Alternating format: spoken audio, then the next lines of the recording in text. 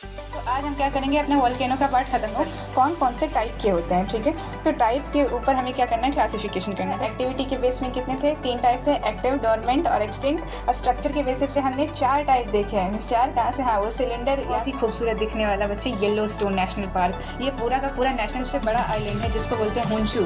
ठीक है, Honshu island पे ही एक ये वोल्केनो है, माउंट फुजियामा, और ये बहुत खूबसूरत है। 14 मिल के डेट कर रहे हैं। 3 टाइप के रॉक क्या होता है बच्चे, तो सबसे पहला टाइप होता है इग्निशियस रॉक, सेकेंड टाइप होता है बच्चे सेडिमेंट्री रॉक, और थर्ड टाइप होता है मेटामॉर्फिक। ठीक है, और इसी को बोलते हैं प्लूटोनिक रॉक्स भी, या फिर प्लूटोनिक बॉडीज। अक्षय कुमार कोई उठा के लाए हैं, देखो रॉक निकालते हुए दिख रहे हैं। आप एग्जाम्पल देखने से पहले आपकी नज़र यहाँ गई होगी, और यहाँ से भी ज़्यादा यहाँ गई होगी।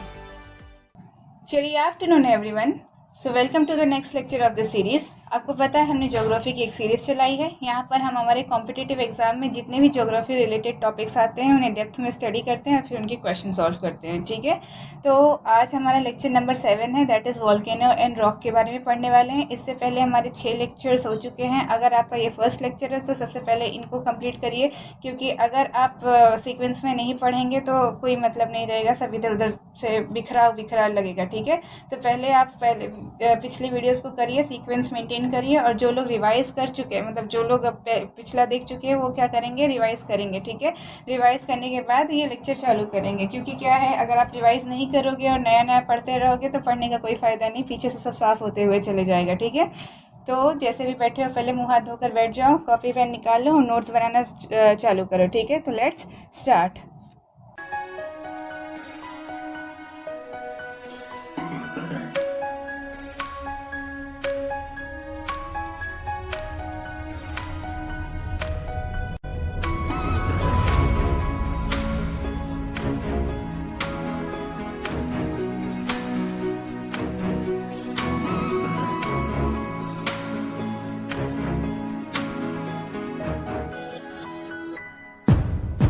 ओके, सो आई होप कि आपने पिछले लेक्चर्स रिवाइज किए हैं। तो पिछले लेक्चर में मैंने आपको क्या बताया था, इंटीरियर ऑफ अर्थ बता चुकी हूँ मैं। उसके बाद मैंने आपको प्लेट टेक्टोनिक्स के बारे में बता दिया था, फिर उसके थ्रू फॉर्म होने वाली बाउंड्रीज भी बता दी थी। यहीं पे मैंने वोल्केनो का आपको बहुत सारा बेसिक ओवरव्यू भी दे दिया था, और फिर उसके बाद मैंने अर्थक्वेक आपको पढ़ाया था। ठीक है, तो आज हम क्या करेंगे, अपने वोल्केनो का पार्ट ख़त्म करेंगे। ठीक, चलो, तो अब देख लेते हैं कि वोल्केनो होता क्या है। तो बच्चे, जब मैंने आपको बताया था प्लेट बाउंड्रीज के बारे में, तो मैंने आपको बताया था 3 तरीके के प्लेट बाउंड्रीज बनती हैं। ठीक है, अगर आपने इसके जस्ट पीछे वाला लेक्चर नहीं किया बच्चे, तो आपको बहुत प्रॉब्लम होने वाली है। जस्ट पीछे वाला लेक्चर करके आओ, वहाँ वोल्केनो के बारे में मैंने सब कुछ बेसिक्स में बता दिया है। ठीक है, कि प्लेट कैसे होती हैं, कैसे डाइवर्ज करती हैं। ठीक है, वो देखने के बाद ही यहाँ पर आना। ओके, चलो, तो आ जाओ।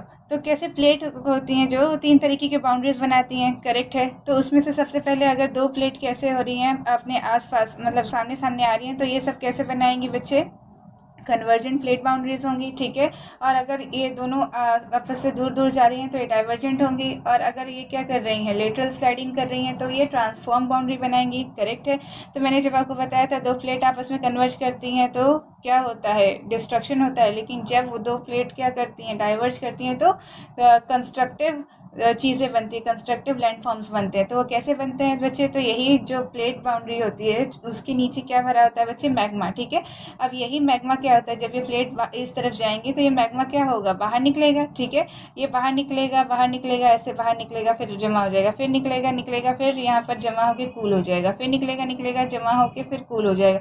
फिर आप देखोगे ओवर द टाइम यहाँ पर लेयर बाय लेयर क्या होते जाएंगे, एक ऐसे पहाड़ लाइक स्ट्रक्चर बनता चले जाएगा, और इसी को आप क्या बोल दोगे बच्चे, वोल्केनो। करेक्ट है, तो वोल्केनो को कभी कभी हम लोग वोल्केनिक माउंटेन्स भी बोल देते हैं। ऐसे पहाड़ जो ऐसे माउंटेन्स बने रहते हैं, जो मैग्मा के ठंडे होने पर बने रहते हैं, तो उन्हीं को हम क्या बोल देते हैं, वोल्केनिक माउंटेन्स। ठीक है, अब देखो बच्चे, यहाँ पर क्या होता है, ये एक पर्टिकुलर पाइप लाइक स्ट्रक्चर होता है। इसी पाइप से क्या होता है, मैग्मा बाहर निकलते रहता है। अच्छा, ठीक है, तो मैग्मा जब तक धरती के अंदर होता है बच्चे, उसको मैग्मा ही बोलते हैं। ठीक है, और जैसे ही वो धरती के बाहर यहाँ सरफेस पे आ जाता है तो उसे क्या बोलते हैं बच्चे, लावा।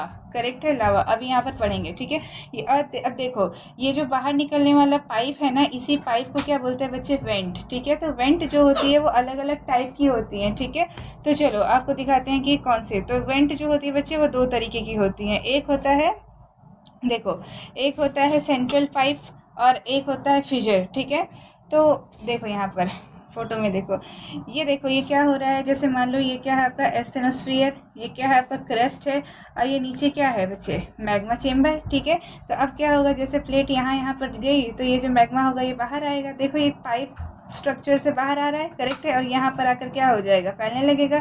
जब ये बाहर क्रस्ट के बाहर निकल जाएगा तो क्या बन जाएगा बच्चे, लावा, करेक्ट है। और यहीं पर ये क्या बनने लगेगा, सॉलिडिफाई होने लगेगा। अब क्या हो रहा है बच्चे, यहाँ पर देखो एक पाइप जैसा ही निकल रहा है। जब पाइप जैसे ही कोई मैग्मा निकलता है तो उसे क्या बोलते हैं बच्चे, सेंट्रल वेंट, करेक्ट है। अच्छा, अब यहाँ पर आप देख रहे होगे एक छोटा सा, ऐसा ज़रूरी थोड़ी का इसी से निकले, यहाँ से एक साइड से भी तो निकल सकता है यहाँ पर कुछ। तो बच्चे ये जो मेन पाइप से हटकर जो पाइप बनी रहती है ना, इसी को पैरासिटिक पाइप बोलते हैं। ठीक है, पैरासिटिक पाइप, देखो अगर स्पेलिंग कैसा भी हो। ठीक है, तो अब क्या होता है बच्चे, ये तो आपको समझ में आ गया ना सेंट्रल वेंट कैसा होता है। एक दूसरे टाइप का वेंट होता है जिसको बोलते हैं फिशर वेंट। फिशर वेंट में क्या होता है बच्चे कि एक पाइप नहीं, पूरे क्रैक के थ्रू वो ये मैग्मा आपका बाहर आते रहता है। मतलब वो पूरा प्लेट बाउंड्री ही पूरे बाहर चली गई है, और यहाँ से इस पूरे क्रैक से ही क्या मैग्मा बाहर आ रहा है। तो इस तरीके के वेंट को क्या बोलोगे बच्चे, फिशर वेंट। ठीक है, आ जाओ ज़रा पढ़ लेते हैं इसके बारे में।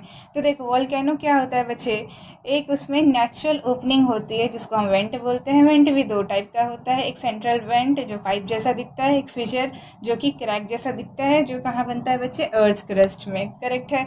अच्छा, अब यहाँ से बाहर क्या क्या आता है बच्चे, तो क्या मोल्टन रॉक मैग्मा। याद करो मैंने जब आपको बताया था कि ये जब कन्वर्जेंट प्लेट बाउंड्रीज आकर यहाँ पर मिलती हैं तो क्या होता है, क्रस्ट डिस्ट्रॉय होता है, वही जाकर तो मोल्टन रॉक बनता है, और उसी से तो मैग्मा बनता है। तो यही मैग्मा जो होता है वो क्या होता है, अब यहाँ से बाहर आता है, करेक्ट है, कहाँ से, वेंट से। और क्या क्या आता है बाहर बच्चे, गैस आता है, और गैसेस जैसे कि नाइट्रोजन डाइऑक्साइड आ जाती है, सल्फर ट्राइऑक्साइड होती है। तो ऐसे बहुत सारी तरीके की गैसेस बाहर आती है, carbon dioxide, water vapour, correct है।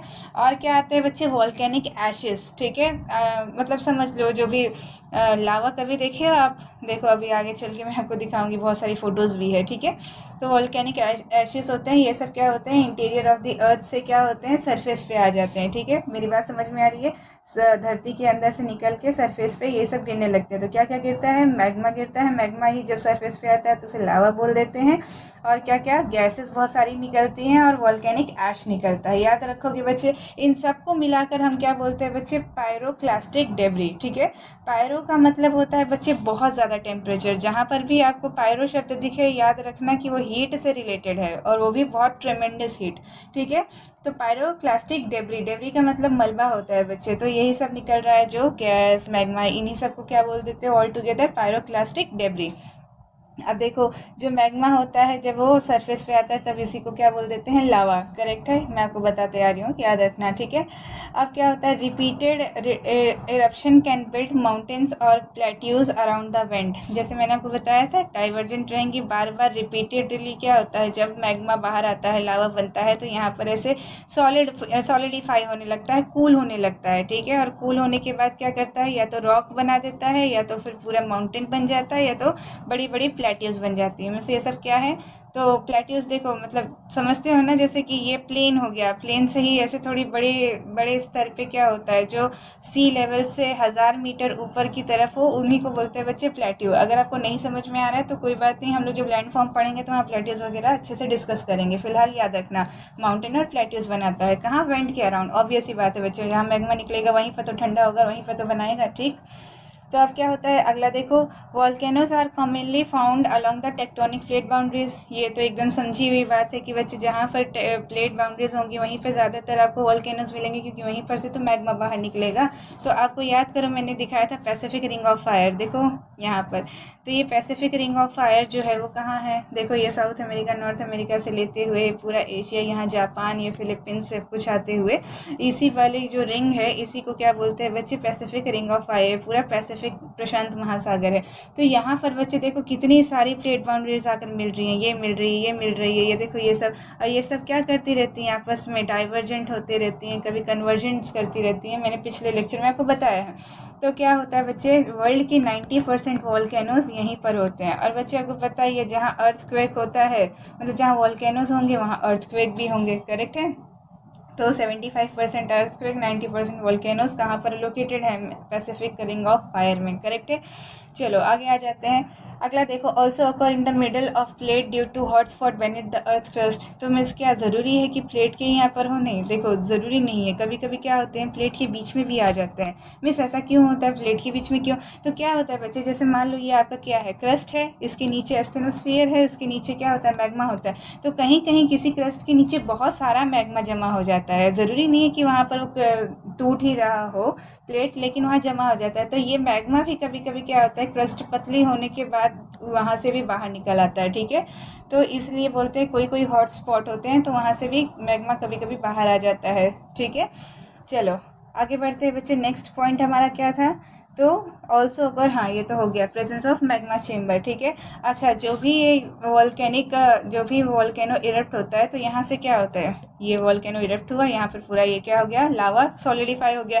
तो बच्चे ये जो निकल रहा है इसमें बहुत सारे मिनरल्स, कितनी कितनी चीज़ें होंगी, करेक्ट है। तो इसकी वजह से क्या होता है, यहाँ पर जो भी प्लेटू या जो भी माउंटेन बना है वो बहुत ही फर्टाइल इन नेचर होता है, बहुत सारे मिनरल्स होते हैं यहाँ पर। तो यहाँ पर बहुत अच्छी खेती होती है, ठीक है। ये हमारा क्या है, प्यारा भारत है, ठीक है। ये भारत की दुकान, ये जम्मू कश्मीर, यहाँ से पूरा आपका राजस्थान और ये गुजरात, करेक्ट है। और ये नीचे से क्या आ जाएगा, महाराष्ट्र, तमिलनाडु, ये सब पूरा होते हुए यहाँ पर आएगा। और फिर ये नीचे उत्तराखंड, नेपाल, ये क्या है, सिक्किम, और फिर यहाँ से अरुणाचल प्रदेश, और ये सब लेते हुए और यहाँ पर, ठीक है।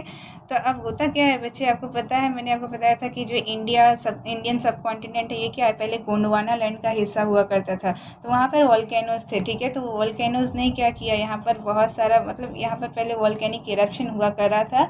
और यहीं पर ये जो पूरा महाराष्ट्र है ना, महाराष्ट्र, गुजरात और राजस्थान, मध्य प्रदेश का ये जो एरिया है, ये पहले किससे बना हुआ था बच्चे, वॉल्केनो से बना हुआ था। तो कौन सा वॉल्केनो था बच्चे, तो यहाँ पर फ्लड बसाल्ट प्रोविंस था, ठीक है, फ्लड बसाल्ट। अभी मैं आपको बताऊंगी कि बसाल्ट कहाँ से आया, ये सब क्या होता है, ठीक है। तो ये याद रखना। और डेक्कन, ये जो साउदर्न पार्ट ऑफ इंडिया होता है ना, इसी को हम डेक्कन पार्ट बोलते हैं, ठीक है। तो ये पूरा किससे बना हुआ है बच्चे, बसाल्ट रॉक से, ठीक है। ये बसाल्ट रॉक कहाँ से आए, तो बच्चे वॉल्केनिक इरप्शन की वजह से। तो ये क्या होते हैं बच्चे, यहाँ पर बहुत सारे वॉल्केनोज में जो भी लावा होता है, मैंने आपको बताया कि वो क्या होते हैं, बहुत सारे मिनरल रिच होते हैं। तो ये क्या है बच्चे, यहाँ पर ब्लैक सॉइल बहुत ज़्यादा है, ठीक है। और ये ब्लैक सॉइल जो होती है वो कॉटन की खेती के लिए बहुत ज़्यादा ही यूज़फुल होती है, ठीक है। इसलिए गुजरात में और महाराष्ट्र में सबसे ज़्यादा कॉटन का प्रोडक्शन होता है पूरे वर्ल्ड में, करेक्ट है। चलो आगे आ जाते हैं। वॉल्केनिक एक्सप्लोजिव इंडेक्स, ये देखो अभी हम लोग जब वॉल्केनोस पढ़ेंगे बच्चे, तो वॉल्केनो में क्या होता है, लावा निकलता है। तो लावा निकलने के भी दो तरीके होते हैं, ठीक है। तो कैसा होता है, एक तो बहुत आराम से लावा बाहर आ जाए, ऐसे ऐसे ऐसे धीरे धीरे करके ऐसे स्प्लिट हो जाए, ऐसे ऐसे। फिर क्या होता है, कभी कभी बहुत ज़्यादा क्या होते हैं कि वॉल्केनोस बन चुके होते हैं, पहाड़ बन चुका होता है, और फिर अचानक से यहाँ से लावा निकलता है और बहुत ज़्यादा क्या करता है, ब्लास्ट एक्सप्लोजन जैसे बिहेव करता है। तो वॉल्केनो का जो स्ट्रेंथ है वो एक इंडेक्स पे नापा जाता है, उसी को वॉल्केनिक एक्सप्लोसिव इंडेक्स बोलते हैं। मतलब कि कौन सा वॉल्केनो कितना ज़्यादा पावरफुल है, अगर ब्लास्ट होगा उसके अंदर मैग्मा निकलेगा तो कितने स्ट्रेंथ से निकलेगा, बस वही, ठीक है। चलो ये वॉल्केनो की कुछ ओवरव्यू मिले आपको। अच्छा, अब सबसे मेन जो बात होती है यहाँ पर वो ये पूछता है कि वॉल्केनो कौन कौन से टाइप के होते हैं, ठीक है। तो टाइप के ऊपर हमें क्या करना है, क्लासिफिकेशन करना है। तो क्लासिफिकेशन का टाइप बच्चे बहुत अलग अलग है, ठीक है। एक तो क्लासिफिकेशन हम एक्टिविटी के ऊपर कर सकते हैं, दूसरा क्लासिफिकेशन स्ट्रक्चर के ऊपर कर सकते हैं, मतलब कि ये पूरा आपका जो बना हुआ वॉल्केनो है कौन से स्ट्रक्चर का है। तीसरा हम उसके वेंट के ऊपर कर सकते हैं, जो हमने वेंट आपको दिखाया था कि एक फिशर वेंट होता है, एक क्या होता है, पाइप जैसा वेंट होता है, ठीक है। तो एक एक करके आ जाओ, क्लासिफिकेशन की बात करते हैं, ठीक है। पहला क्लासिफिकेशन हम किसके ऊपर कर रहे हैं बच्चे, तो एक्टिविटी। अब एक्टिविटी का मतलब क्या होता है बच्चे, जैसे कुछ वॉल्केनोज हैं, ठीक है, वो क्या करते हैं, कभी कभी इरप्ट होते हैं, कभी कभी नहीं होते हैं, ठीक है। तो ऐसे ही सारे वॉल्केनोज को हमने तीन कैटेगरी में बांटा है। एक होते हैं एक्टिव वॉल्केनो, एक डोरमेंट और एक एक्सटिंक्ट, ठीक है। तो देखो एक्टिव वोल्केनो क्या होते हैं, जो अभी बहुत ज़्यादा क्या है इरप्शन हो सकता है, जिनके अंदर एकदम ताज़ा ताज़ा अभी मैग्मा नीचे भरा हुआ है पूरे। ठीक है, तो क्या होता है कि मान लो ये वोल्केनो बने हुए हैं, करेक्ट है, कि अब यहाँ से क्या होगा, पूरा यहाँ पर मैग्मा है, तो ये कभी कभी मैग्मा क्या हो सकता है, बाहर आ सकता है, और जैसे ही मैग्मा बाहर आता है हम कहते हैं वोल्केनो इरप्ट हुआ है, करेक्ट है। उसके अंदर से बहुत सारी गैसेस वगैरह भी बाहर आने दिखती है। ठीक है, ये आपको दिख रहा होगा, ये गैसेस आती है, बहुत सारा लावा बाहर आता है। ठीक है, तो ऐसे वोल्केनो, यहाँ पर देखो, ऐसे वोल्केनो जो कि क्या करते हैं, रिसेंट साइन देते रहते हैं एकदम, मतलब कि जैसे इसमें से कभी कभी लावा फ्लो होता हुआ दिख गया, ऐश एमिशन दिख गया, या फिर गैस रिलीज दिख गई, तो उन्हीं को क्या बोलते हैं बच्चे, एक्टिव वोल्केनोस। ठीक है, और ऐसे पूरे पूरे अर्थ में ऐसे 500 से ज़्यादा वोल्केनोस है जो कि अभी एक्टिव है। मिस ऐसा क्यों है, क्योंकि बच्चे जो प्लेट बाउंड्रीज है वो हमारी लगातार बन रही है, टूट रही है, तो क्या होता है मैग्मा नीचे चले जाता है और वहीं कहीं ना कहीं से बाहर निकलने की कोशिश करते रहता है। ठीक है, तो इसलिए सारे जो वोल्केनोस होते हैं ज़्यादातर प्लेट बाउंड्री के यहाँ पर, वो सब एक्टिव वोल्केनोस होते हैं। कहने का मतलब बार बार उनमें से क्या लावा या फिर गैसेस रिलीज होते हुए देखा जाता है। ठीक है, तो मिस कैसे कौन कौन से वोल्केनोस हैं, तो ऐसे देखो, सबसे पहला जो है वो मोना लुआ है, फिर हेक्ला है, ओजस डेल सलाडो है, ठीक है, कोटोफॉक्सी है। ये अलग अलग वोल्केनोस के बारे में आपको याद रखना होगा। ठीक है, मिस ये सारे याद रखने हैं, हाँ सारे याद रखने हैं, कौन कहाँ पर है, कौन से स्टेट में, कौन से कंट्री में है, और तो और कौन से आइलैंड पे है, ये भी याद रखना है, और इसके साथ ये जो इक्के दुक्के फैक्ट्स हैं वो भी याद रखना है। मिस कैसे, तो अभी आ जाओ, यहाँ पर मैं आपको दिखाने वाली हूँ, लेकिन उसके पहले आपको बाकी सारे कैटेगरी भी पढ़ लेते हैं ताकि सबको एक साथ पढ़ लिया जाए। ठीक है, तो देखो एक्टिव आपको समझ में आ गए। अब डोरमेंट टाइप के क्या होते हैं वोल्केनो, जो क्या है कि बहुत दिन पहले इरप्ट हुए थे, मतलब जैसे 200 साल 300 साल पहले इरप्ट हुए थे, लेकिन अभी भी उनके नीचे क्या हो रहा है, एक्टिव मैग्मा दिख रहा है जो कि बाहर आ सकता है। तो ऐसे वोल्केनोस को क्या बोलते हैं, डोरमेंट, मतलब सुस्त है, मतलब अभी ऐसे नींद में है, कभी भी उठ के जाग के इरप्ट हो सकते हैं। ठीक है, not erupted for long time but may erupt again in future, correct है। तो मतलब कि ये बहुत सारे टाइम से क्या है, इरप्ट नहीं हुए, लेकिन इरप्ट होने के चांसेस दिखाई देते हैं। तो वो कौन कौन से टाइप के वोल्केनोस हैं, तो बच्चे ये सारी लिस्ट है, ये हम अभी पढ़ेंगे। ठीक है, पूरा मैप के साथ पढ़ेंगे। ठीक, आगे देखो, अगला टाइप क्या है बच्चे, तो वो है एक्सटिंक्ट वोल्केनो। नाम से ही पता चल रहा है कि पता नहीं कितने हज़ारों साल पहले ये इन्होंने इरप्शन किया था और उसके बाद अब एकदम से गायब भी हो गए हैं, और आगे भी कोई चांस नहीं दिख रहा है क्योंकि उनके नीचे का मैग्मा चेम्बर सब खत्म हो चुका है, वो नो मोर वोल्केनो है। ठीक है, तो ऐसे वोल्केनोस को क्या बोलेंगे, एक्सटिंक्ट वोल्केनो। देखो, not erupted for thousands of the year, no possibility of further eruption. ठीक है, कौन कौन से हैं, तो ये लिस्ट है, अभी हम पढ़ेंगे। ठीक है, तो अभी आपको समझ में आया। Classification based on activity 3 type हैं, एक्टिव, डोरमेंट, एक्सटिंक्ट। एक्टिव जो बार बार इरप्शन दिखाते रहते हैं, लावा वगैरह फ्लो दिखता रहता है। डोरमेंट जो है वो कैसा है, अभी सो रहा है, कभी भी इरप्ट हो सकता है। एक्सटिंक्ट जो है मतलब अब इरप्टी, मतलब गायब ही हो गए हैं, उनके नीचे मैग्मा चेम्बर ही नहीं है, कुछ नहीं हो सकता उनका। ठीक है, ओके, एक्टिविटी के ऊपर हमारा डन रहा। अब अगला क्लासिफिकेशन देखते हैं।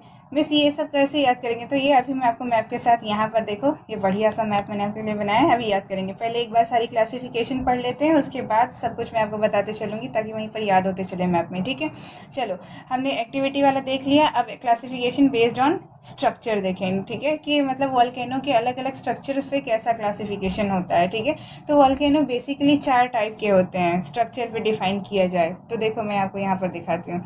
देखो वो 4 टाइप कैसे होते हैं, एक होता है शील्ड वोल्केनो, ठीक है, एक होता है सिलेंडर कोन वोल्केनो, एक होता है लावा डोम, और एक होता है कंपोजिट। मीन्स ये क्या है, ये सब अलग। देखो ये फिशर वोल्केनो मैंने जो आपको पहले बताया था, वेंट, जैसे ये वाला एक प्लेट है, इस तरफ निकल रहा है, ये वाला उस तरफ जा रहा है, और ये पूरा का पूरा क्रैक से ही बाहर आ रहा है लावा, तो ऐसे वाले को फिशर वोल्केनोज बोल देते हैं। ये टाइप नहीं है, ये भी टाइप नहीं है, इसके बारे में भी डिस्कस करेंगे। ये जो 4 हैं यही मेन टाइप्स हैं। ठीक है, एक होता है शील्ड, ये सिलेंडर कोन, कंपोजिट, और ये लावा डोम। तो देखो बच्चे, इनमें भी सबसे मेन जो होता है वो 2 यही होता है, शील्ड और ये कंपोजिट वाला। इनको ज़रा अच्छे से देख लो। दिख रहे हैं ना? आई होप सो दिख रहे होंगे। अब देखो इसमें क्या होता है, इनमें से सबसे सिंपल वाला जो होता है वो होता है ये सिलेंडर कोन वॉल्केनो। क्यों? क्योंकि एकदम आराम से देखो बच्चे, एस्थेनोस्फीयर दिख रहा है, मैग्मा चेम्बर है, एक सिंगल पाइप वेंट है, करेक्ट है, यहाँ से बाहर निकलता है। देखो बच्चे पहले क्या हुआ होगा, पहले ये सब नहीं रहा होगा, ठीक है, धीरे धीरे लावा निकलते गया, यहाँ पर फैलते गया, फिर उसके ऊपर निकलते गया, यहाँ फैलते गया, देखो लेयर बाय लेयर बनती गई बनती गई बनती गई, और फिर उसके बाद ये क्या हो गया, एक माउंटेन लाइक स्ट्रक्चर बन गया। करेक्ट है, एकदम एकदम सिंपल सा है। देखो एक वेंट है, एक पाइप है, सिंपली यहाँ पर क्या हो रहा है, एक माउंटेन बना रहा है। और ये बच्चे बहुत ही क्या होता है, इसके स्टीप स्लोप होते हैं, ठीक है, देख रहे हो स्टीप स्लोप होते हैं। और ये देखो जैसे यहाँ पर शील्ड वाला, देखो शील्ड वाले का कैसा होता है, ऐसे एकदम बैठा हुआ, मतलब आपने शील्ड कभी देखी है ऐसे? शील्ड को क्या बोलते हैं, अरे आपने देखा है ना, तलवार के साथ एक शील्ड होती है जो प्रोटेक्शन के लिए ऐसे यूज़ करते हैं सैनिक, ऐसे होती है, ऐसे यहाँ पर कुछ लगा रहता है, ऐसे लोग उसको अपने हाथ से पकड़े रहते हैं, ऐसे एक सैनिक रहता है हाथ में तलवार लिए रहता है, ठीक है। तो शील्ड देखे ना, वो वैसे ही ये ऐसे पर्टिकुलर शेप का वॉल्केनो रहता है, एकदम फैला, दूर तक फैला हुआ। लेकिन एक होता है जिसके स्टीप, एकदम स्टीप साइड होते हैं, ठीक है। तो ये जो सिलेंडर कोन होता है इसके स्टीप साइड होते हैं। और ये कैसा होता है बच्चे, वेरी शॉर्ट लिव्ड इसका इरप्शन होता है, मतलब कि ऐसे थोड़ा सा होगा और फिर बाद में बंद हो जाएगा, मतलब ऐसे कुछ ऐसा बड़ा ब्लास्ट जैसा नहीं होगा इस वॉल्केनो में, थोड़ा थोड़ा इरप्शन होता है और फिर क्या हो जाता है, बंद हो जाता है। तो ऐसे वाले को क्या बोलते हैं, सिलेंडर कोन। ये ज़्यादा इंपॉर्टेंट नहीं है, सारा ज़्यादा इंपॉर्टेंट हमारे लिए यही है, शील्ड और कंपोजिट वाले, ठीक है। फिर भी ये आप भी याद रखना, दिमाग में रखना। एक होता है लावा डोम। लावा डोम कैसा होता है कि उसका जो ये पाइप होता है ना, ये वेंट बहुत ज़्यादा मोटू होने के कारण क्या होता है, बहुत सारा लावा क्या करता है, बाहर निकाल देता है एक साथ ही, और यहाँ पूरा एक लावा का डोम लाइक स्ट्रक्चर बन जाता है, ठीक है। उसी को लावा डोम वॉल्केनो बोल देते हैं, ठीक है। ये दोनों इतने ज़्यादा नहीं है, लेकिन हाँ दिमाग में रखना, कभी कभी ऑप्शन में ये सब भी आ जाते हैं, तो कन्फ्यूज़ मत हो जाना कि अरे ये कौन से टाइप के हैं। अब हमारा जो मेन है वो है क्या, शील्ड, और ये कंपोजिट वाला। तो शील्ड वाला कैसा होता है बच्चे, यहाँ का जो लावा होता है ना, ये जो इसमें से ये जो मैग्मा निकलता है, ये जो लावा होता है, ये बहुत ही ज़्यादा क्या होता है, फ्लूइड टाइप का होता है। फ्लूइड मतलब समझते एकदम पानी जैसा, मतलब जैसे अभी पानी डाले तो कैसे हर जगह फैल जाता है, तो ये जो मैग्मा निकलता है ये बहुत ही ज़्यादा फ्लूइड टाइप का होता है। और उसको क्या बोलते हैं बच्चे, लेस विस्कस, लेस विस्कस, ठीक है। विस्कस का मतलब समझते हो क्या बच्चे, आपने अगर फिजिक्स का भी पढ़ा हो, जान दो। विस्कस का मतलब होता है जैसे लेयर बाय लेयर, कोई भी फ्लूइड जो होता है वो लेयर बाय लेयर ऐसे ट्रैवल करता है, तो उसको बोलते हैं विस्कोसिटी, ठीक है। ज़्यादा लेयर में ट्रैवल करता है तो बोलते हैं मोर विस्कस, और अगर एक ही कम लेयर में ट्रैवल करते हैं तो लेस विस्कस। मैं एग्जाम्पल देती हूँ, जैसे एग्जाम्पल हनी लोगे अगर आप, शहद को डालोगे तो देखो कितना धीरे धीरे धीरे ट्रैवल करता है, क्योंकि बहुत सारे लेयर्स में वो क्या होता है, नीचे आता है। लेकिन वहीं दूध लोगे आप, मिल्क लोगे या फिर पानी लोगे, तो वो कैसे एकदम फटाफट नीचे आ जाता है, क्योंकि एक ही लेयर में होता है। तो विस्कोसिटी आपको समझ में आ रही है, जितना गाढ़ा फ्लूइड होगा उतना ही ज़्यादा उसकी विस्कोसिटी होगी, और जितना पानी जैसा फ्लूइड होगा उतना ही कम विस्कस होगा। तो जो शील्ड वॉल्केनोज होते हैं उनका जो मैग्मा होता है बच्चे, वो बहुत ही ज़्यादा फ्लूइड नेचर का होता है, बहुत ही ज़्यादा लेस विस्कोसिटी का होता है, ठीक है। लेस विस्कोसिटी का ही होने की वजह से ये बहुत दूर तक फैलता है, और ये बहुत दूर तक फैलता है इसलिए इसकी कोई ऐसे स्टीप स्लोप नहीं होती है। ऐसे कैसा होता है, एकदम ऐसे फ्लैट सरफेस लाइक लगता है, ठीक है। तो ये जो मैं आपको अभी बसाल्ट बता रही थी ना, जो अपने गुजरात और महाराष्ट्र के यहाँ पर है ये पूरा, तो ये एक तरीके का शील्ड वॉल्केनो ही यहाँ हुआ करता था, जो क्या करता था, एकदम ये फ्लूइड मैग्मा निकालता है, और फ्लूइड मैग्मा से ज़्यादातर प्लेट्यूज का फॉर्म होता है, करेक्ट है।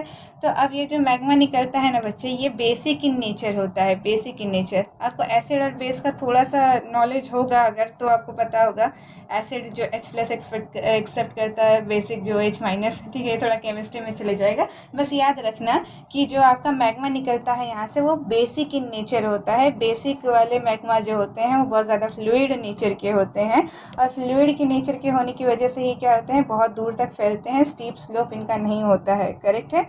इतनी बात याद रखोगे। शील्ड लाइक इसका क्या कर लेते हैं, फॉर्मेशन कर लेते हैं। अब आ जाते हैं यहाँ पर कंपोजिट की बात करते हैं।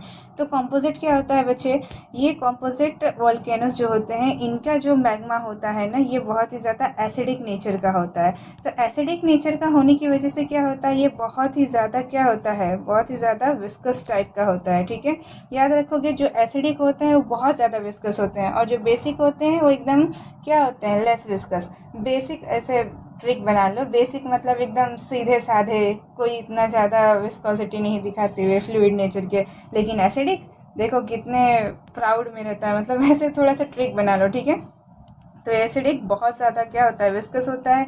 बहुत ज़्यादा विस्कस होने की वजह से ये बहुत बड़े बड़े लेयर्स बनाता है, एकदम बहुत ज़्यादा लेयर्स, और बहुत ज़्यादा लेयर्स बनाता है, और क्या करता है यहाँ पर एकदम स्टीप स्ट्रक्चर बना लेता है। ठीक है, तो इसलिए ये जो भी कंपोजिट वॉल्केनोज बनते हैं आप उनको देखोगे तो वो बहुत ज़्यादा स्टीप शेप के होते हैं, और यहाँ पर उनका जो ये माउथ रहता है, इसको बोलते हैं बच्चे वॉल्केनो का माउथ, या वेंट की ओपनिंग, ये नैरो हो जाती है। और नैरो होने की वजह से जब इसमें से अचानक से मैग्मा बाहर आता है तो वो क्या होता है, बहुत ही ज़्यादा एक्सप्लोजन क्रिएट करता है, और एक्सप्लोजन करके बाहर निकलता है, और फिर ऐसे पूरा एकदम हर जगह फैल जाता है। बात समझ में आ रही है। तो देखोगे आप कंपोजिट वॉल्केनो जो होते हैं वो ज़्यादा एक्सप्लोजिव इन नेचर होते हैं as compare to shield volcano. Correct है। अच्छा, ये जो बेसिक नेचर ऑफ लावा रहता है इसी की वजह से क्या होता है बच्चे, एकदम लेस मतलब आराम से यहाँ पर फैल जाता है, कोई ज़्यादा क्या कर वो ताम झाम नहीं, बहुत ज़्यादा एक्सप्लोजन नहीं। और यहाँ पर एसिडिक नेचर होने की वजह से क्या करता है, ये बहुत ज़्यादा विस्कस होता है, बहुत ज़्यादा इरप्शन कॉज करता है। ठीक है, आ जाओ इनके बीच में हम लोग डिफरेंस देख लेते हैं। यहाँ पर ये आपको फ़ोटोज़, ये फ़ोटो बच्चे एकदम दिमाग में रखना, ताकि आपको क्या हो, इन दोनों के बीच का डिफरेंस समझ में आते रहे। आ जाओ, देखो शील्ड वॉल्केनो कैसा होता है, ब्रॉड होता है। ठीक है, मैंने यहाँ पर भी बनाया, देखो ब्रॉड होता है, और फिर जेंटल स्लोपिंग होती है। ठीक है, लो विस्कोसिटी होती है। ठीक है, मतलब बहुत ज़्यादा fluid, highly fluid in nature. ये बेसाल्टिक लावा निकालते हैं, मतलब ये जो, अच्छा बेसाल्टिक मैंने आपको नहीं बताया था। तो ये जो बेसिक वाले होते हैं ये क्या करते हैं बच्चे, बहुत स्लोली कूल डाउन होते हैं, स्लोली कूल्स। ठीक है, इसकी वजह से ही ये क्या होते हैं, दूर तक फैलते हैं, क्योंकि अभी कूल ही नहीं हो पाए हैं। और ये जो एसिडिक लावा होते हैं ये क्या करते हैं, बहुत जल्दी फास्ट कूलिंग। ठीक है, फास्ट कूल्स मतलब निकलते ही क्या हो जाते हैं, ठंडे हो जाते हैं। ठीक है, एसिडिक नेचर होने की वजह से।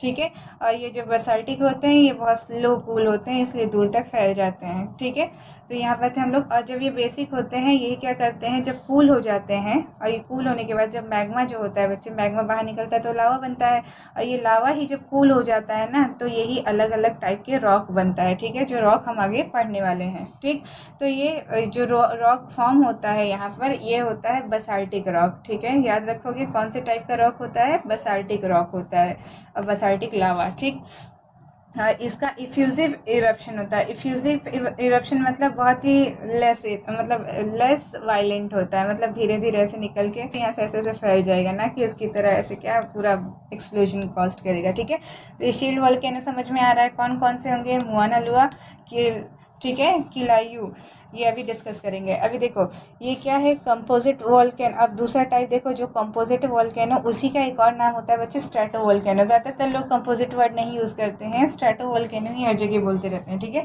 तो स्ट्रेटो वॉल्केनो क्या होता है बच्चे, टॉल होता है ना। टॉल क्यों होता है, एकदम सिंपल सी बात है, यहाँ जो मैग्मा है वो एसिडिक है। एसिडिक होने की वजह से ये क्या होता है, बहुत ज़्यादा हाईली विस्कस होता है। विस्कस होता है तो फ्लूइड नहीं होता है, हाईली फ्लूइड नहीं होता है। और उसके बाद क्या होता है, ये बहुत ही ज़्यादा जल्दी ठंडा हो जाता है, और ठंडा होने की वजह से यहाँ बहुत स्टीप स्लोप बना लेता है, कोनिकल स्ट्रक्चर बना लेता है, टॉल हो जाता है। करेक्ट है, और जब भी इसमें से बाद में एक्सप्लोजन होने लगता है तो ये कैसा होता है, बहुत ही ज़्यादा एक्सप्लोजिव नेचर का होता है, क्योंकि इसका वेंट माउथ थोड़ा सा कैसा होता है, पतला होता है, और ये बहुत ही ज़्यादा लेयर वाला मैग्मा होता है, तो ये फ्लूइड इन नेचर नहीं होता, तो ये क्या करता है, इसे फाड़ के बाहर आ जाता है। ठीक है, अच्छा यहाँ पर थोड़ी सी मिस्टेक है, यहाँ पर क्या है, हाईली फ्लूइड नहीं है, ये लेस फ्लूइड इन नेचर है। ठीक है, और एसिडिक होने की वजह से क्या होता है, फास्ट कूलिंग होता है, फास्ट कूल्स, और ये स्लो कूल्स। ये आप अपने बुक में नोट्स में लिख लेना, मैं इसमें अपडेट करूँगी। ठीक है, ओके। अच्छा बच्चे, अब क्या होता है इसमें इनके एग्जांपल्स देखो क्या है, वेरसोविसिस, और ये क्या है, माउंट एल्बरूस, फुजियामा, काकराटोर, क्राकाटोआ, मैं इसको काकराटोर बार बार बोल देती हूँ, ठीक है। चलो, ये समझ में आ गया। ये बेस्ड ऑन स्ट्रक्चर था। हमने क्या पढ़ा था, एक्टिविटी के बेस में कितने थे, 3 टाइप थे, एक्टिव, डोरमेंट और एक्सटिंक्ट। अब स्ट्रक्चर के बेसिस पे हमने 4 टाइप देखे हैं। मिस 4 कहाँ से, हाँ वो सिलेंडर, याद करो, सिलेंडर कोन वाला, लावा डोम वाला, और अभी ये शील्ड, और ये कंपोजिट। कंपोजिट को ही क्या बोलते हैं कि बच्चे, स्ट्रैटो, ठीक है। अच्छा, अब ये हो गया स्ट्रक्चर के ऊपर। अब बेसिस ऑन वेंट, ठीक है। वेंट के ओपनिंग के ऊपर यहाँ पर आप लिखो माउथ, ठीक है। वेंट तो हमने देख लिया था, तो वेंट का माउथ जो होता है वो किस तरीके होता है, तो बच्चे माउथ 2 टाइप का होता है, ठीक है। तो कैसा होता है कि अब देखो, ज़्यादातर जो एक्टिव वोल्केनोज होते हैं ना, वो क्रेटर फॉर्म करते हैं। मीन्स क्रेटर क्या होता है, तो क्रेटर एक बाउल लाइक शेप होता है, ठीक है। Depression in the top of volcano, depression का मतलब समझते हैं बच्चे, ऐसे खाई, इसको बोलते हैं डिप्रेशन, ठीक है। तो अब ये देखो, मैं आपको दिखाती हूँ, एक वोल्केनो है, ठीक है। तो वोल्केनो का ये देखो, ये पूरा इसका क्या है, स्टीप स्लोप है, और इस स्टीप स्लोप के ऊपर ये देख रहे हो, ये ऐसे खड्डा है ना, बाउल लाइक, तो इसी को क्या बोलते हैं बच्चे, क्रेटर। कभी कभी यहाँ पर भी क्रेटर बना है। यहाँ क्यों बना होगा बच्चे, तो देखो ये सेंट्रल वेंट होगी, यहीं से कोई पैरासिटिक वेंट निकली होगी, तो यहाँ से भी क्रेटर बन गया, यहाँ से भी एक क्रेटर बन गया। बात समझ में आ रही है। लेकिन ये मेन क्रेटर जो है वो यहाँ पर है, ठीक है। तो ये क्या है, bowl shape depression at the top of volcano formed by explosive eruption और कोलैप्स।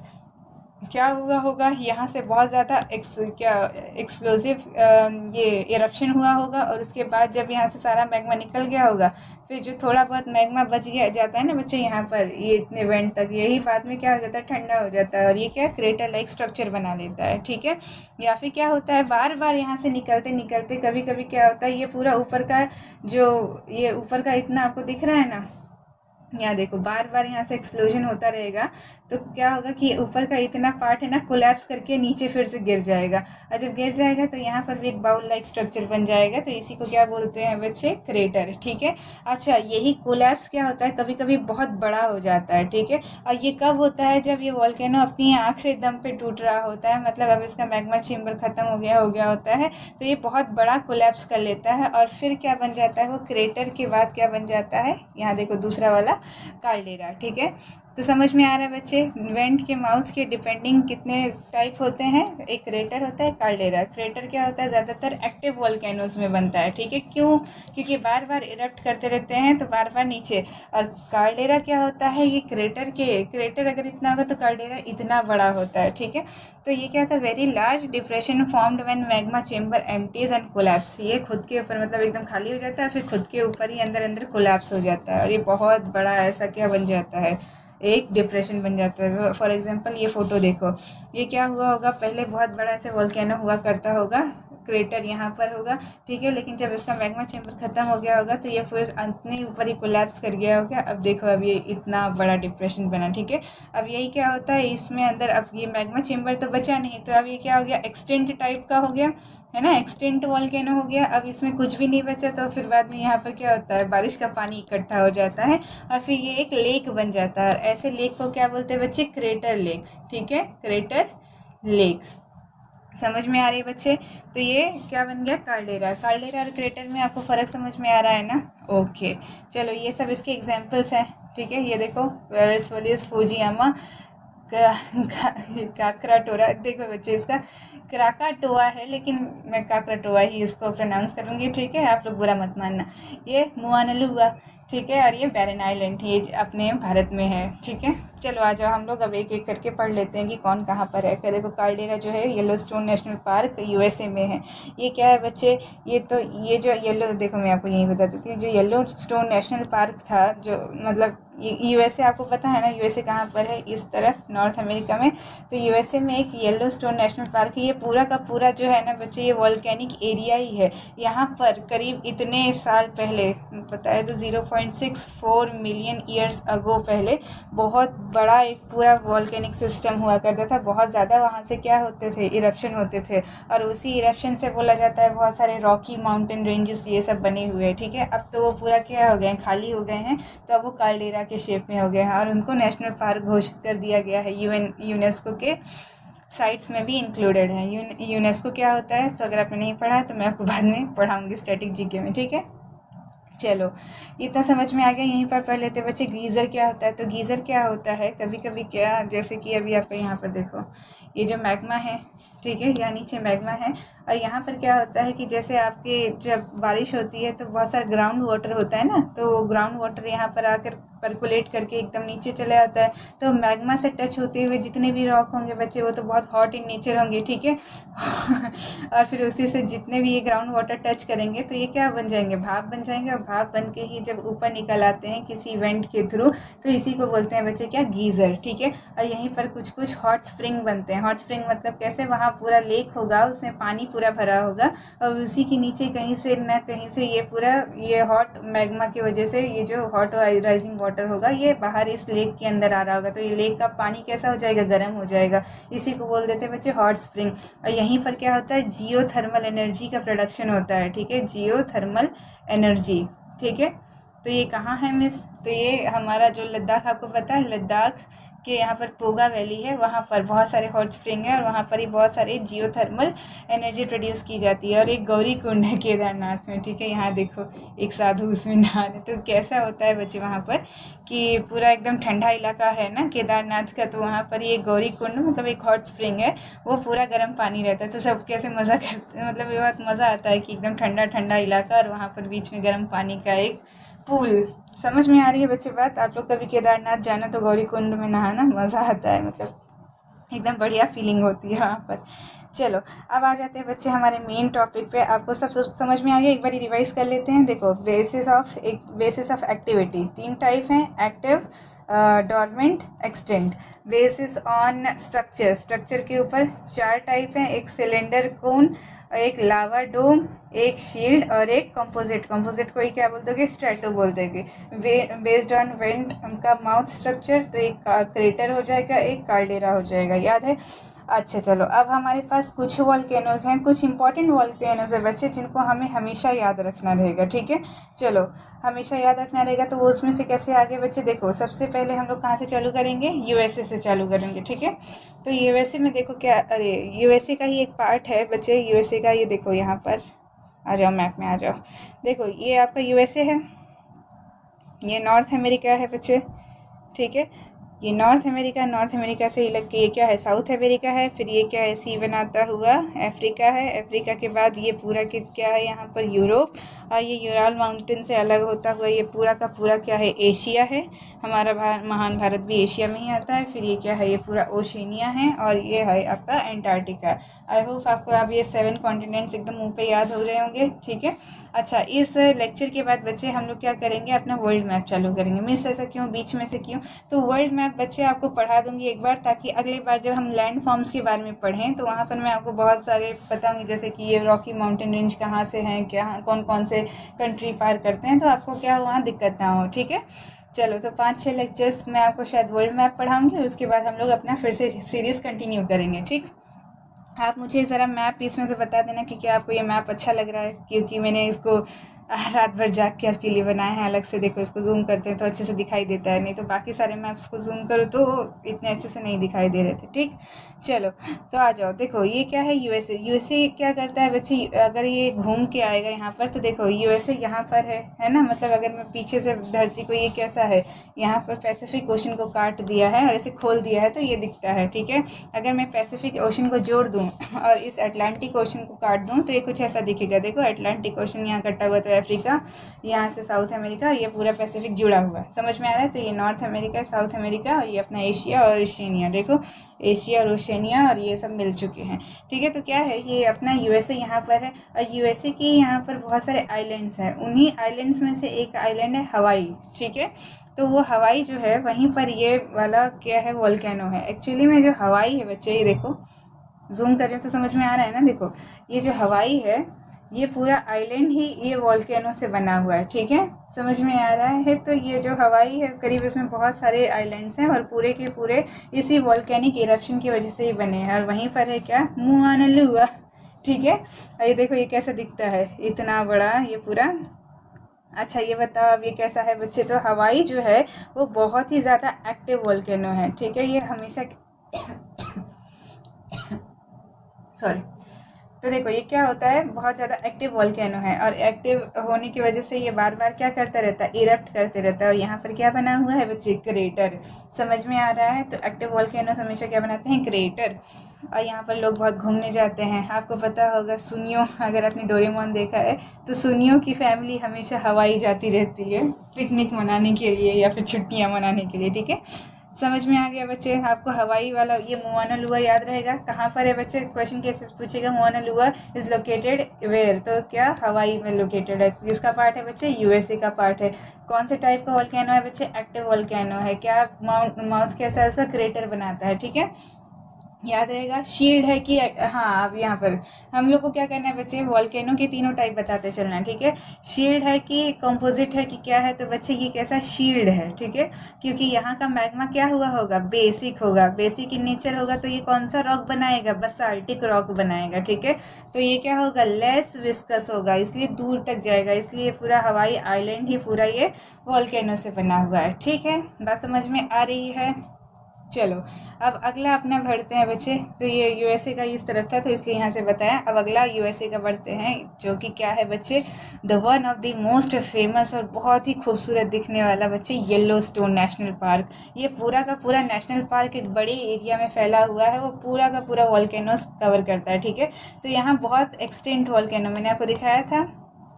ठीक है, इतने हज़ार साल पहले वाले जो भी वॉल्केनोस हुआ करते थे, बोला जाता है ये पूरा का पूरा उन्हीं की वजह से बना था, इन्हीं वॉल्केनोस की वजह से बना था। आपको पता होगा कि यहाँ पर आइसलैंड है, अगर आपको नहीं पता इसलिए मैं आपको पढ़ाने चाह रही हूँ। ठीक है, यहाँ पर सॉरी, यहाँ पर आइसलैंड है। तो ये सब जो भी पर्टिकुलर जगह हैं, ये सब बोले जाते हैं कि यही जो यहाँ पर वॉल्केनोस थे वो सब इरप्ट हुए थे और उनकी वजह से ही बना था। ठीक है, अगर आप डॉक्यूमेंट्री देखोगे कुछ किसमें, नेशनल ज्योग्राफी पे शायद, तो मैंने देखा था, तो बहुत मतलब उसमें ऐसा सब बता रहे थे। आपको भी अगर इंटरेस्ट है तो देखना, देखो बहुत सुंदर दिखता है बच्चे।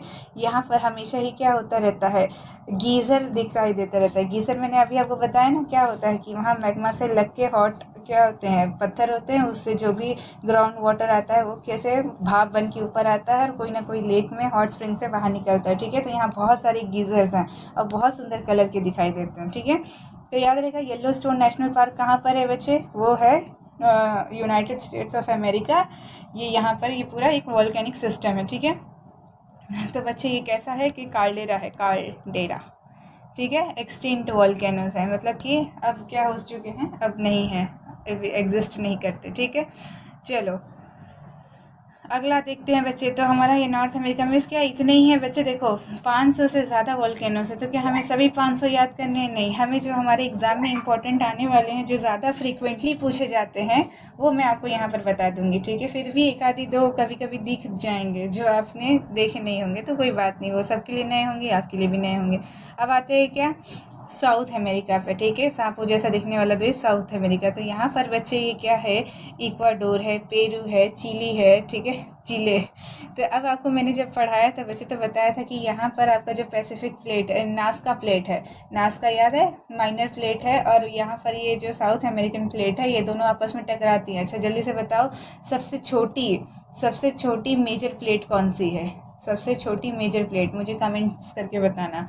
ठीक, तो ये दोनों प्लेटें आपस में क्या करती हैं, टकराती रहती हैं। तो यहाँ पर ऑब्वियस बात है कि बहुत सारे क्या होंगे, वॉल्केनो होंगे, जिसमें से आपको 3 वॉल्केनो बहुत ज़्यादा इंपॉर्टेंट याद रखना है। देखो इक्वाडोर में बहुत सारे वॉल्केनो हैं, लेकिन उसमें से 2 सबसे इम्पॉर्टेंट, एक चिम्बोरेजो, ठीक है, एक चिम्बोरेजो है और एक दूसरा क्या है, कोटोपेक्सी है। ठीक है, तो अब ये क्या होता है बच्चे कि मैंने आपको बताया था कि यहाँ पर बहुत बड़ी एंडीज़ रेंज है। ठीक है, एंडीज़ माउंटेन रेंज पूरी यहाँ से यहाँ तक है। क्यों है, क्योंकि ये कन्वर्जेंट बाउंड्री है, ओशन और कॉन्टिनेंट वाली बाउंड्री क्या कर रही है, कन्वर्ज कर रही है, तो आपस में क्या करेंगी, ऊपर उठेंगी दोनों।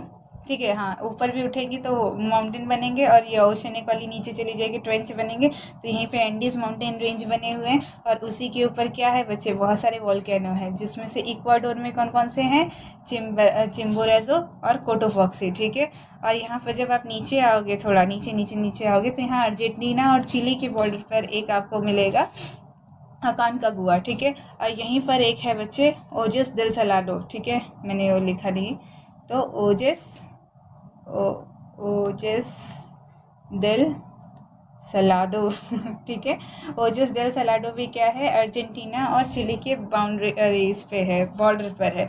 और ये ओजस डेल सलाडो जो है बच्चे, ये पूरे एंडीज माउंटेन रेंज की सबसे हाईएस्ट पीक है।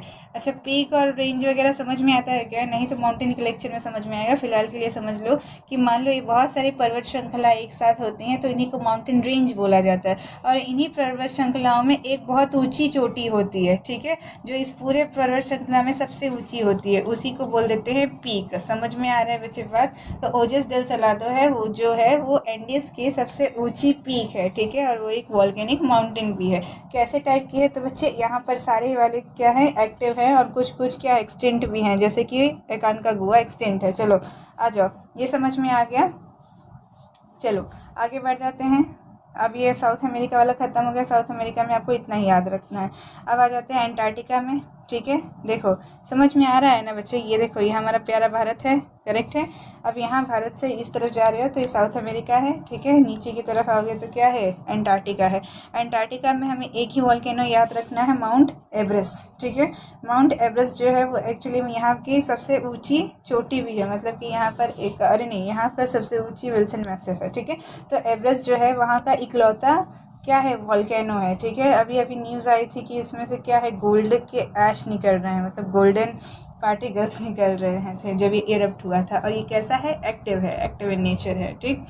तो ये माउंट एवरेस्ट आपको याद रखना रहेगा, ठीक है। मिस ये कार्डेरा है, क्रेटर है, इतना डीप में क्वेश्चन नहीं पूछेगा बच्चे, वो आपको सिर्फ आपको समझना है, ठीक है। और कुछ कुछ जो वॉल्केनोस के बारे में हम डिस्कस कर रहे हैं वहाँ आपको याद भी रखना है, ठीक है। एंटार्क्टिका का याद रहेगा। मेन बात तो आप इस मैप को याद रखना है, ठीक है, ताकि आपको ये याद रहे। ज़्यादातर अगर वॉल्केनो पे क्वेश्चन बनेंगे तो या तो डेफिनेशन पूछ लेंगे या तो इनकी जगह पूछेंगे, ठीक है, कि ये पर्टिकुलर वॉल्केनो कहाँ लोकेटेड है और कौन सा टाइप का। ज़्यादातर क्वेश्चन में मोस्टली शायद पूछेंगे, ठीक है। क्रेटर वगैरह नहीं पूछेंगे इतना ज़्यादा। चलो आ जाते हैं आप कहाँ पर, ये अफ्रीका में, ठीक है। अफ्रीका में सबसे मेन आपका जो है वो है माउंट किलिमंजारो। देखो ज़रा माउंट किलिमंजारो की फ़ोटो देखो, बहुत सुंदर खूबसूरत सा है, एकदम बढ़िया सा, ठीक है। कहाँ पर है तो बच्चे तंजानिया में है, ठीक है। देख लो तंजानिया यहाँ पर है, ठीक है। तंजानिया के यहाँ पर किलिमंजारो है। और आपको पता होना चाहिए कि ये पूरे अफ्रीका की सबसे ऊंची क्या है, चोटी है, मतलब कि पूरे अफ्रीका में सबसे बड़ा अगर माउंटेन कोई है तो वो क्या है, किलिमंजारो। किलिमंजारो कोई रेंज में नहीं है, मतलब यहाँ पर ऐसा नहीं है कि कोई पर्टिकुलर माउंटेन रेंज है उसके अंदर एक बड़ा सा पीक है, नहीं, ये अकेला अलोन स्टैंडिंग एक पूरा वॉल्केनो है, ठीक है। बहुत पहले ये पूरा इरप्ट हुआ होगा और एक ऐसा बड़ा सा वॉल्केनो बना होगा, ठीक है। अब क्या हो चुका है, अब ये एक्सटिंक्ट हो चुका है, ठीक है। चलो अब अगला आ जाते हैं। याद रहेगा माउंट किलिमंजारो हमें कैसे याद कर रखते थे, आपने देखा होगा कोई पिक्चर थी शायद, रोबो पिक्चर थी, ठीक है। उसमें एक गाना था रजनीकांत का, वो गाता था किलिमंजारो लड़की पर्वत की यारो, इसका रूप निहारो यारो ऐसे करके, ठीक है। तो किलिमंजारो याद रहेगा कहाँ पर है, तंजानिया में, ठीक है। चलो आगे आते हैं। तो अफ्रीका ख़त्म हमारा, ये यूएसए ख़त्म, साउथ अमेरिका ख़त्म, ये एंटार्क्टिका ख़त्म, अफ्रीका ख़त्म। आ जाते हैं बच्चे अब यहाँ पर यूरोप में, ठीक है। यूरोप में देखो बच्चे, देश एकदम बाप रे इलायची दाना बराबर देश है, ठीक है। उसी में एक यहाँ पर देश है इटली। इटली में बच्चे भर के वॉल्केनो है और सब के सब कैसे हैं, एक्टिव वॉल्केनो है, ठीक है। यहाँ पर ग्रीस में भी बहुत सारे वॉल्केनो है, ये पूरा वॉल्केनिक प्रोन है। लेकिन हमें कितने याद रखना है, हमें यहाँ से 3 वॉल्केनो मेनली याद रखना है, ठीक है। एक माउंट, या और जूम नहीं हो रहा है, ठीक है। आपको याद रखना है बच्चे, एक माउंट वेसुवियस होता है, ठीक है। माउंट वेसुवियस जो है वो पूरे के पूरे इटली में है। अच्छा, इटली को देखोगे बच्चे तो इटली का मैप कुछ ऐसा दिखता है, ठीक है, ऐसा है। और ये हैं इसके 2 आइलैंड, ठीक है। इस आइलैंड का नाम सिसिली है, इसका नाम सार्डिना है, ठीक है। तो सिसिली जो है बच्चे, सिसिली, इस पे ही 2 बहुत मेन वॉल्केनो हैं। एक है माउंट स्ट्रोम्बोली, ठीक है। ये बहुत ज़्यादा इंपॉर्टेंट है क्योंकि बच्चे इसको हम लोग एक और नाम से जानते हैं, इसको बोलते हैं lighthouse of the Mediterranean sea. अच्छा, मेडिटेरियन सी क्या, तो बच्चे यहाँ पर ही पूरा क्या है, एक पूरा सी है, जैसे अपने यहाँ अरेबियन सी है, वैसे ये पूरा क्या है, मेडिटेरियन मेडिटेरियन सी है, ठीक है। और इस मेडिटेरियन सी में ये क्या है, वॉल्केनो एक ये सिसिली आइलैंड पे लोकेटेड है, ठीक है। और ये इतना ज़्यादा एक्टिव है, इतना ज़्यादा एक्टिव है कि इसको हम लोग लाइट हाउस ही बोलते हैं, कि मेडिटेरियन सी में कोई भी अगर जहाज़ जाती रहती है तो वो क्या इसको मतलब ये वॉल्केनोस के इरप्शंस को देखते रहती है, तो इसलिए इसका ऐसे निक नेम पड़ गया कि ये लाइट हाउस है भाई, इसमें इरप्शन होते रहते हैं, तो हम देख के बता देंगे भाई हम लोग सिसिली आइलैंड के पास ही हैं कहीं, ठीक है। समझ में आ रही है बात। लाइट हाउस मतलब समझते हो ना, कि एक ऐसे देखो दूर तक एक पूरा समुद्र होता है, उसके ऊपर एक ऐसा टीला बना होता है, वहाँ पर ऐसे पूरा लाइट जलती रहती है, उसी को लाइट हाउस बोलते हैं, ठीक। वो क्या करती है, शिप्स को डायरेक्शन देती है कि हाँ यहाँ पर बंदरगाह है, यहाँ पर डॉकयार्ड है, ओके। तो अच्छा, ये माउंट स्ट्रोम्बोली समझ में आ गया, बहुत ही ज़्यादा एक्टिव है, ठीक है। अब अगला देखो बच्चे, माउंट इटना, ये भी इसी सिसिली आइलैंड पे है, और ये दोनों ही वर्ल्ड के मोस्ट एक्टिव, मतलब बहुत ही ज़्यादा एक्टिव वॉल्केनो, हमेशा फटते रहते हैं हमेशा इनमें से कोई ना कोई लावा वगैरह दिखाई देता रहता है। और ये याद रखना आपको, माउंट वेसुवियस जो है वो क्या है, इटली के अंदर ही है, ठीक है, इटली मेनलैंड में है, ओके। यहाँ से याद रहेगा ये दोनों तीनों। ये कहाँ है बच्चे, यूरोप में। यूरोप में कहाँ, इटली में। इटली में कौन से आइलैंड में, तो माउंट आइलैंड सिसिली में, ठीक है। आइसलैंड जो है वो सब किससे बने हुए बच्चे, वॉल्केनिक इरप्शन से ही बने हुए हैं, ठीक। अब आ जाते हैं एशिया में। एशिया में बहुत प्यारे, मतलब वॉल्केनो प्यारे तो नहीं होते, मतलब सुंदर दिखाई देते। सबसे पहले रशिया, ठीक है। रशिया ये पूरा फैला हुआ इतना बड़ा रशिया, तो रशिया में हमें एक याद रखना है, बहुत सारे वॉल्केनो हैं, उसमें से एक याद रखना है माउंट एल्ब्रस, ठीक है। माउंट एल्ब्रस ये देखो काफ़ी खूबसूरत है, ठीक। अगला अगला देखो यहाँ पर बच्चे, रशिया से आप जब नीचे उतरोगे यहाँ पर, तो ये कुगरिल आइलैंड है, और कुगरिल आइलैंड से ही लग के ये जापान है। जापान जो है वो 4 आइलैंड से बना हुआ है, ठीक है। तो उसी में जो इसका सबसे बड़ा आइलैंड है जिसको बोलते हैं होंशु, ठीक है, होंशु आइलैंड। होंशु आइलैंड पे ही एक ये वॉल्केनो है, माउंट फूजियामा, और ये बहुत खूबसूरत है। मतलब ये जो जापान के एकदम टूरिज्म में, मतलब वो जो येलो स्टोन नेशनल पार्क एक बहुत सुंदर था, उसके बाद है माउंट फूजियामा, ठीक है। तो फूजियामा का नाम भी बहुत आपने सुना होगा, ये भी कैसा है, एक्टिव वॉल्केनो है, ठीक है। चलो याद रहेगा कहाँ पर पड़ता है बच्चे, होंशु में, जो कि जापान की सबसे बड़ी आइलैंड है, ठीक है। यह समझ में आ गया।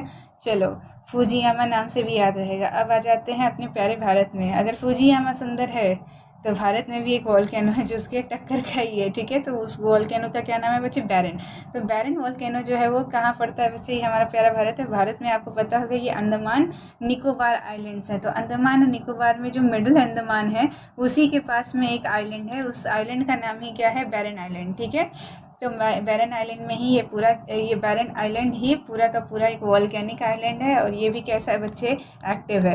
तो इंडिया का one and only one active volcano जो है वो क्या है, बैरन आइलैंड।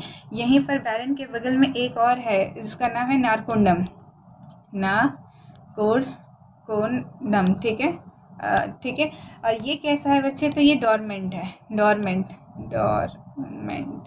मतलब ये भी सुस्त है, अभी ये सो रहा है। बहुत पहले इरप्ट हुआ था और अभी नहीं। और अभी जब 2004 में सुनामी आई थी तमिलनाडु में, उसके बाद से वो जो नारकोंडम है वो उसको एक्टिव के कैटेगरी में रखने लगे हैं, ताकि वो क्या, मतलब अभी वो थोड़ा थोड़ा एक्टिवनेस दिखा रहा है, ठीक है। लेकिन अभी फ़िलहाल के लिए नहीं है। तो आपको ऐसे आएगा कि नारकोंडम है तो वो कैसा, डॉर्मेंट है, और बैरन है जो वही एक one and only active island है, ठीक है। कहाँ, अरे वॉल्केनो है कहाँ पर है बच्चे, तो मिडिल अंडमान के बाजू में ही है, ठीक है।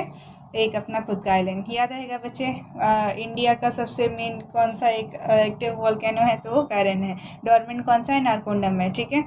चलो यहाँ आ जाओ। अब आते हैं बच्चे भारत से ही लग के ये क्या है, इंडोनेशिया। तो इंडोनेशिया भी पूरा का पूरा कितना, 110 करीब, नहीं 110 नहीं, बहुत ज़्यादा है, बहुत बड़े ग्रुप्स ऑफ आइलैंड है, पूरा आर्चिपेलागो है, ठीक है। आर्चिपेलागो क्या होता है बच्चे, very large group of islands, ठीक है। तब यहाँ पर बच्चे ये क्या है, इसका सबसे बड़ा आइलैंड है। जैसे जापान का सबसे बड़ा क्या था, होंशु था, वैसे ये क्या नाम है उसका, इंडोनेशिया का सबसे बड़ा क्या है ये बच्चे, सुमात्रा, ठीक है। तो सुमात्रा वाले आइलैंड, ये सुमात्रा है, और यहाँ पर है जावा आइलैंड, ठीक है। तो सुमात्रा और जावा आइलैंड के बीच में एक और आइलैंड है जिसका नाम क्राकाटोआ ही है, और यहीं पर है बच्चे काकराटोआ वॉल्केनो, ठीक है। मतलब ये पूरा वॉल्केनो क्या है, पूरा का पूरा इसने आइलैंड बना लिया और ये one of the most active volcano है, ठीक है। वैसे ये इतना खतरनाक है काकरटुआ कि इसने वर्ल्ड का सबसे पावरफुल एक्सप्लोजन किया था कब, 1883 में। याद रहेगा बच्चे, 88 से समझ लेना कि इन्फिनिटी, दुनिया ख़त्म होने वाली है, ठीक है। और ये 3 कैसे भी करके रिलेट रखना, ठीक है, याद रखना। 1883 में क्या किया था इसने, मोस्ट पावरफुल एक्सप्लोजन किया था बच्चे। इतना तेज़ इससे आवाज़ आई थी बच्चे कि 310 डेसिबल। डेसिबल क्या होता है बच्चे, साउंड नापने की एक यूनिट होती है। जैसे आप किलोमीटर में नहीं नापते हो रोड, वैसे साउंड को डेसिबल में नापा जाता है। तो इसने कितनी आवाज़ निकाली थी, 310 में से हमें क्या पता चल रहा है। तो बच्चे आपको बता दें कि 180 के बाद कान जो है ना, वो उसके ईयर ड्रम है ना फेल हो जाते हैं। मतलब 130 के बाद अगर आपने कोई आवाज़ सुन ली 130 डेसिबल के बाद, तो उससे क्या होता है, ईयर ड्रम फट जाता है।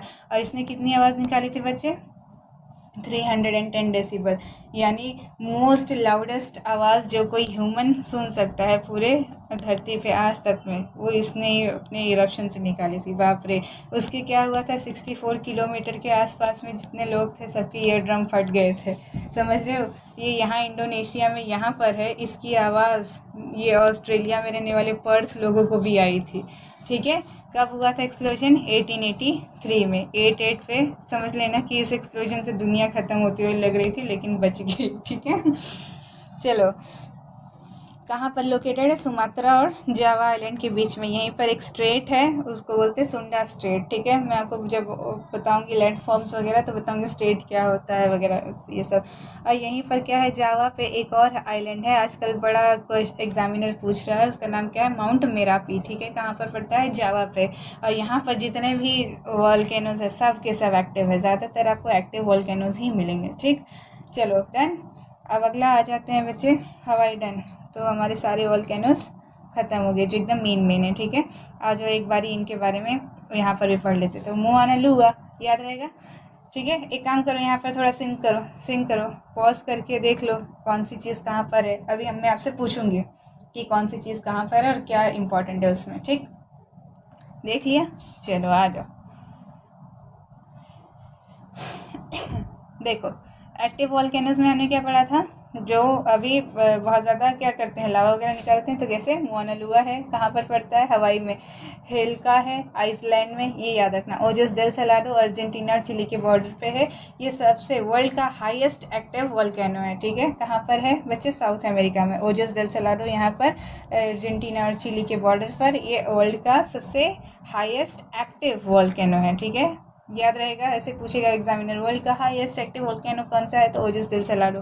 वैसे यहाँ पर ये लिखा है, हाँ इसको याद करना है, ठीक है। तो 68 और 93 कैसे याद करोगे, वही अपना ट्रिक, 3 6 9 8, ठीक है। 3 का डबल 6 8 9 लिखोगे, ठीक है। इतना मीटर। इसको मिस क्यों याद करना है कि बच्चे, ओजस डेल सलाडो जो है वो आपकी एंडीज माउंटेन रेंज की भी सबसे हाईएस्ट पीक है, ठीक है। तो ये ज़रूरी इसका याद रखना है, ठीक है, हाइट। चलो, कोटोपॉक्सी मैंने आपको बताया था इक्वाडोर में है। इटना कहाँ पर है, सिसिली आइलैंड्स में। स्ट्रोम्बोली सिसिली आइलैंड इटली में। इसको क्या बोलते हैं, lighthouse of the Mediterranean sea. फिर माउंट एवरेस्ट जो है वो कहाँ पर है, एंटार्क्टिका में। Only volcano of the continent, इसका ये नहीं याद रखना है, ठीक है। बैरन आइलैंड जो है वो अंडमान निकोबार में है, इंडिया में, ठीक है। Only active volcano of India, इसका याद रखना है बच्चे, 345 मीटर, 345 मीटर, ठीक है। चलो, माउंट मेरापी आजकल बहुत ज़्यादा पूछ रहा है तो मैंने लिख दिया इंडोनेशिया में, ठीक है। ये सब क्या है, एक्टिव वोल्केनो। अब याद रहेंगे बच्चे। अब आपको देखो तो मैप से भी याद रह रहा होगा, मैप से भी आप हिंट ले पा रहे होगे, ठीक है। तो ना आपके चेहरे निकाल के दिमाग से चेहरा निकाल के उसमें मैप बिठा देंगे, ठीक है। ओके, आपको खुद भी बिठाना है। अगला देखो, अगला बच्चे क्या है, डॉर्मेंट वोल्केनो। तो डॉर्मेंट कौन कौन से है, तो वेसुस मैंने आपको बताया था, इटली था। इटली के यहाँ पर सिसिली आइलैंड है, सिसिली आइलैंड पे एटना स्ट्रोम्बोली था। और यहाँ इटली के अंदर क्या था, ये वेसुविसस, ठीक है। तो ये कैसा है, डॉर्मेंट टाइप का है, विषुक्त है, कभी भी इरप्ट हो सकता है। माउंट एल्बुरस ये भी डॉर्मेंट टाइप का है। फुजियामा जो है वो भी कैसा डॉर्मेंट टाइप का है, लेकिन इसको कभी कभी लोग एक्टिव इसमें भी रखते हैं, ठीक है। मिस अगर पूछ लिया एक्टिव और वॉल्केनो, देखो कोई भी ऐसे जो थोड़ा सा कैसे डिबेटेबल क्वेश्चन है वो ज़्यादातर एग्जामिनर नहीं पूछता, अवॉइड करता है, ठीक है। तो याद रखना, बस ये याद रखना फुजियामा कहाँ है, जापान में, कौन से आइलैंड पे है, तो होंशू, होंशू आइलैंड पे, ठीक है। काकराटुआ, मैंने इसकी कहानी आपको बताई, वर्ल्ड्स पावरफुल इरप्शन किया था 1988 में। कैसे याद रखोगे, 88 में दुनिया खत्म ही हो जाती पर बच गई, ठीक है। कौन कितने डेसिबल का साउंड निकला था, तो 310 डेसिबल का, ठीक है। नारकोंडम, नारकोंडम जो है वो कहाँ है, अंडमान एंड निकोबार में, अगेन बैरन के पास में ही है। ये जब 2004 की सुनामी आई थी तब से उसको एक्टिव माना जा रहा है, लेकिन है नहीं अभी। अगर आएगा क्वेश्चन में तो आप इसे डॉर्मेंट ही मार्क करेंगे, ठीक है। अगला देखो बच्चे, तो एक्सटिंक्ट वॉल्केनो, तो अकानकागुआ मैंने आपको बताया था कहाँ है, अर्जेंटीना के वहाँ पर है, एंडीज माउंटेन रेंज के यहाँ पर, ठीक है। चिम्बोराजो, हाँ चिम्बोराजो जो है वो भी एक एक्सटिंक्ट वॉल्केनो है, इक्वाडोर में। माउंट किलिमंजारो, लड़की पर्वत की यारो, कहाँ पर है, अफ्रीका का ओनली वन क्या है एक्टिव, अरे वॉल्केनिक माउंटेन, और वो कहाँ है, तंजानिया में है, ठीक है। इसका ये याद रखना है, हाँ तो बच्चे याद रखना है क्योंकि अफ्रीका की सबसे ऊंची चोटी है। कैसे याद रखोगे, 5589, ठीक है। कितना इजी है, देखो ओजिस डेल सलाडो कैसा था, 3689, और किलिमंजारो कैसे याद रखोगे, 5589 याद रहेगा। माउंट केन्या जो है वो भी क्या है, माउंट केन्या जो है वो केन्या में है, ये मैं आपको बताता हूँ। देखो ये आपका अफ्रीका है, अफ्रीका में ही यहाँ पर एक देश है केन्या, और यहीं पर है माउंट केन्या, ठीक है। वो नहीं पूछेगा क्योंकि उसके इसमें नाम में ही पता चल रहा है कि कहाँ पर है, ठीक है। माउंट पोपा जो है वो म्यांमार में, म्यांमार कहाँ है बच्चे, तो आपको पता होगा, बर्मा, 1935 में टूट के बना हुआ बर्मा यहाँ पर, ठीक है।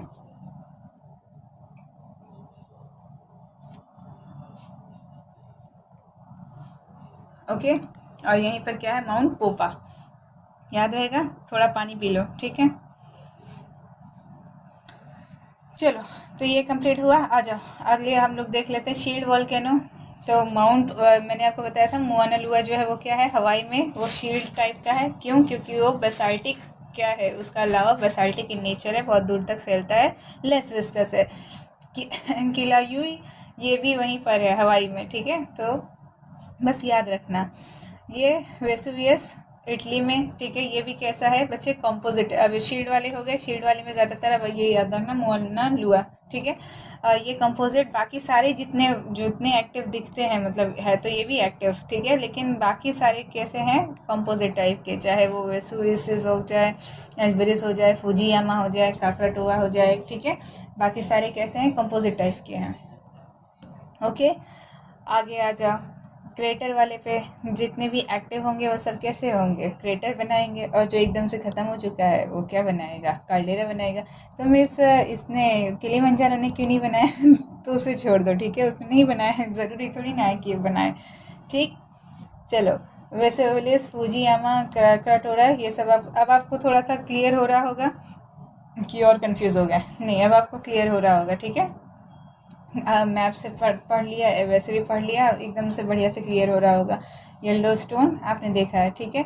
देखो यहाँ पर मैं आपको दिखा दूँ, अगर सैटेलाइट इमेज देखोगे तो बच्चे बहुत बड़ा सा दिखता है क्रेटर, अरे ये कार्लेरा, ठीक है, कार्लेरा बहुत बड़ा दिखता है, क्रेटर बहुत छोटा सा दिखता है। आपने सुना होगा स्पेस मिशन हमने पढ़ा है, तो वहाँ पर बार बार बोलते हैं कि मार्स में हमने क्रेटर ढूंढा है, मार्स में हमने बहुत ज़्यादा वॉल्केनो ढूंढे, मतलब ये वॉल्केनो माउंट ओलंपस ढूंढा है, बहुत बड़ा उसका कार्लेरा शेप का है, ठीक है। ऊपर से फ़ोटोज़ खींच के दिखाते हैं तो एकदम ऐसे ऐसे गोल गोल फोटोज़ दिखती है मार्स वगैरह में, तो वो सब क्या है, क्रेटर्स ही हैं।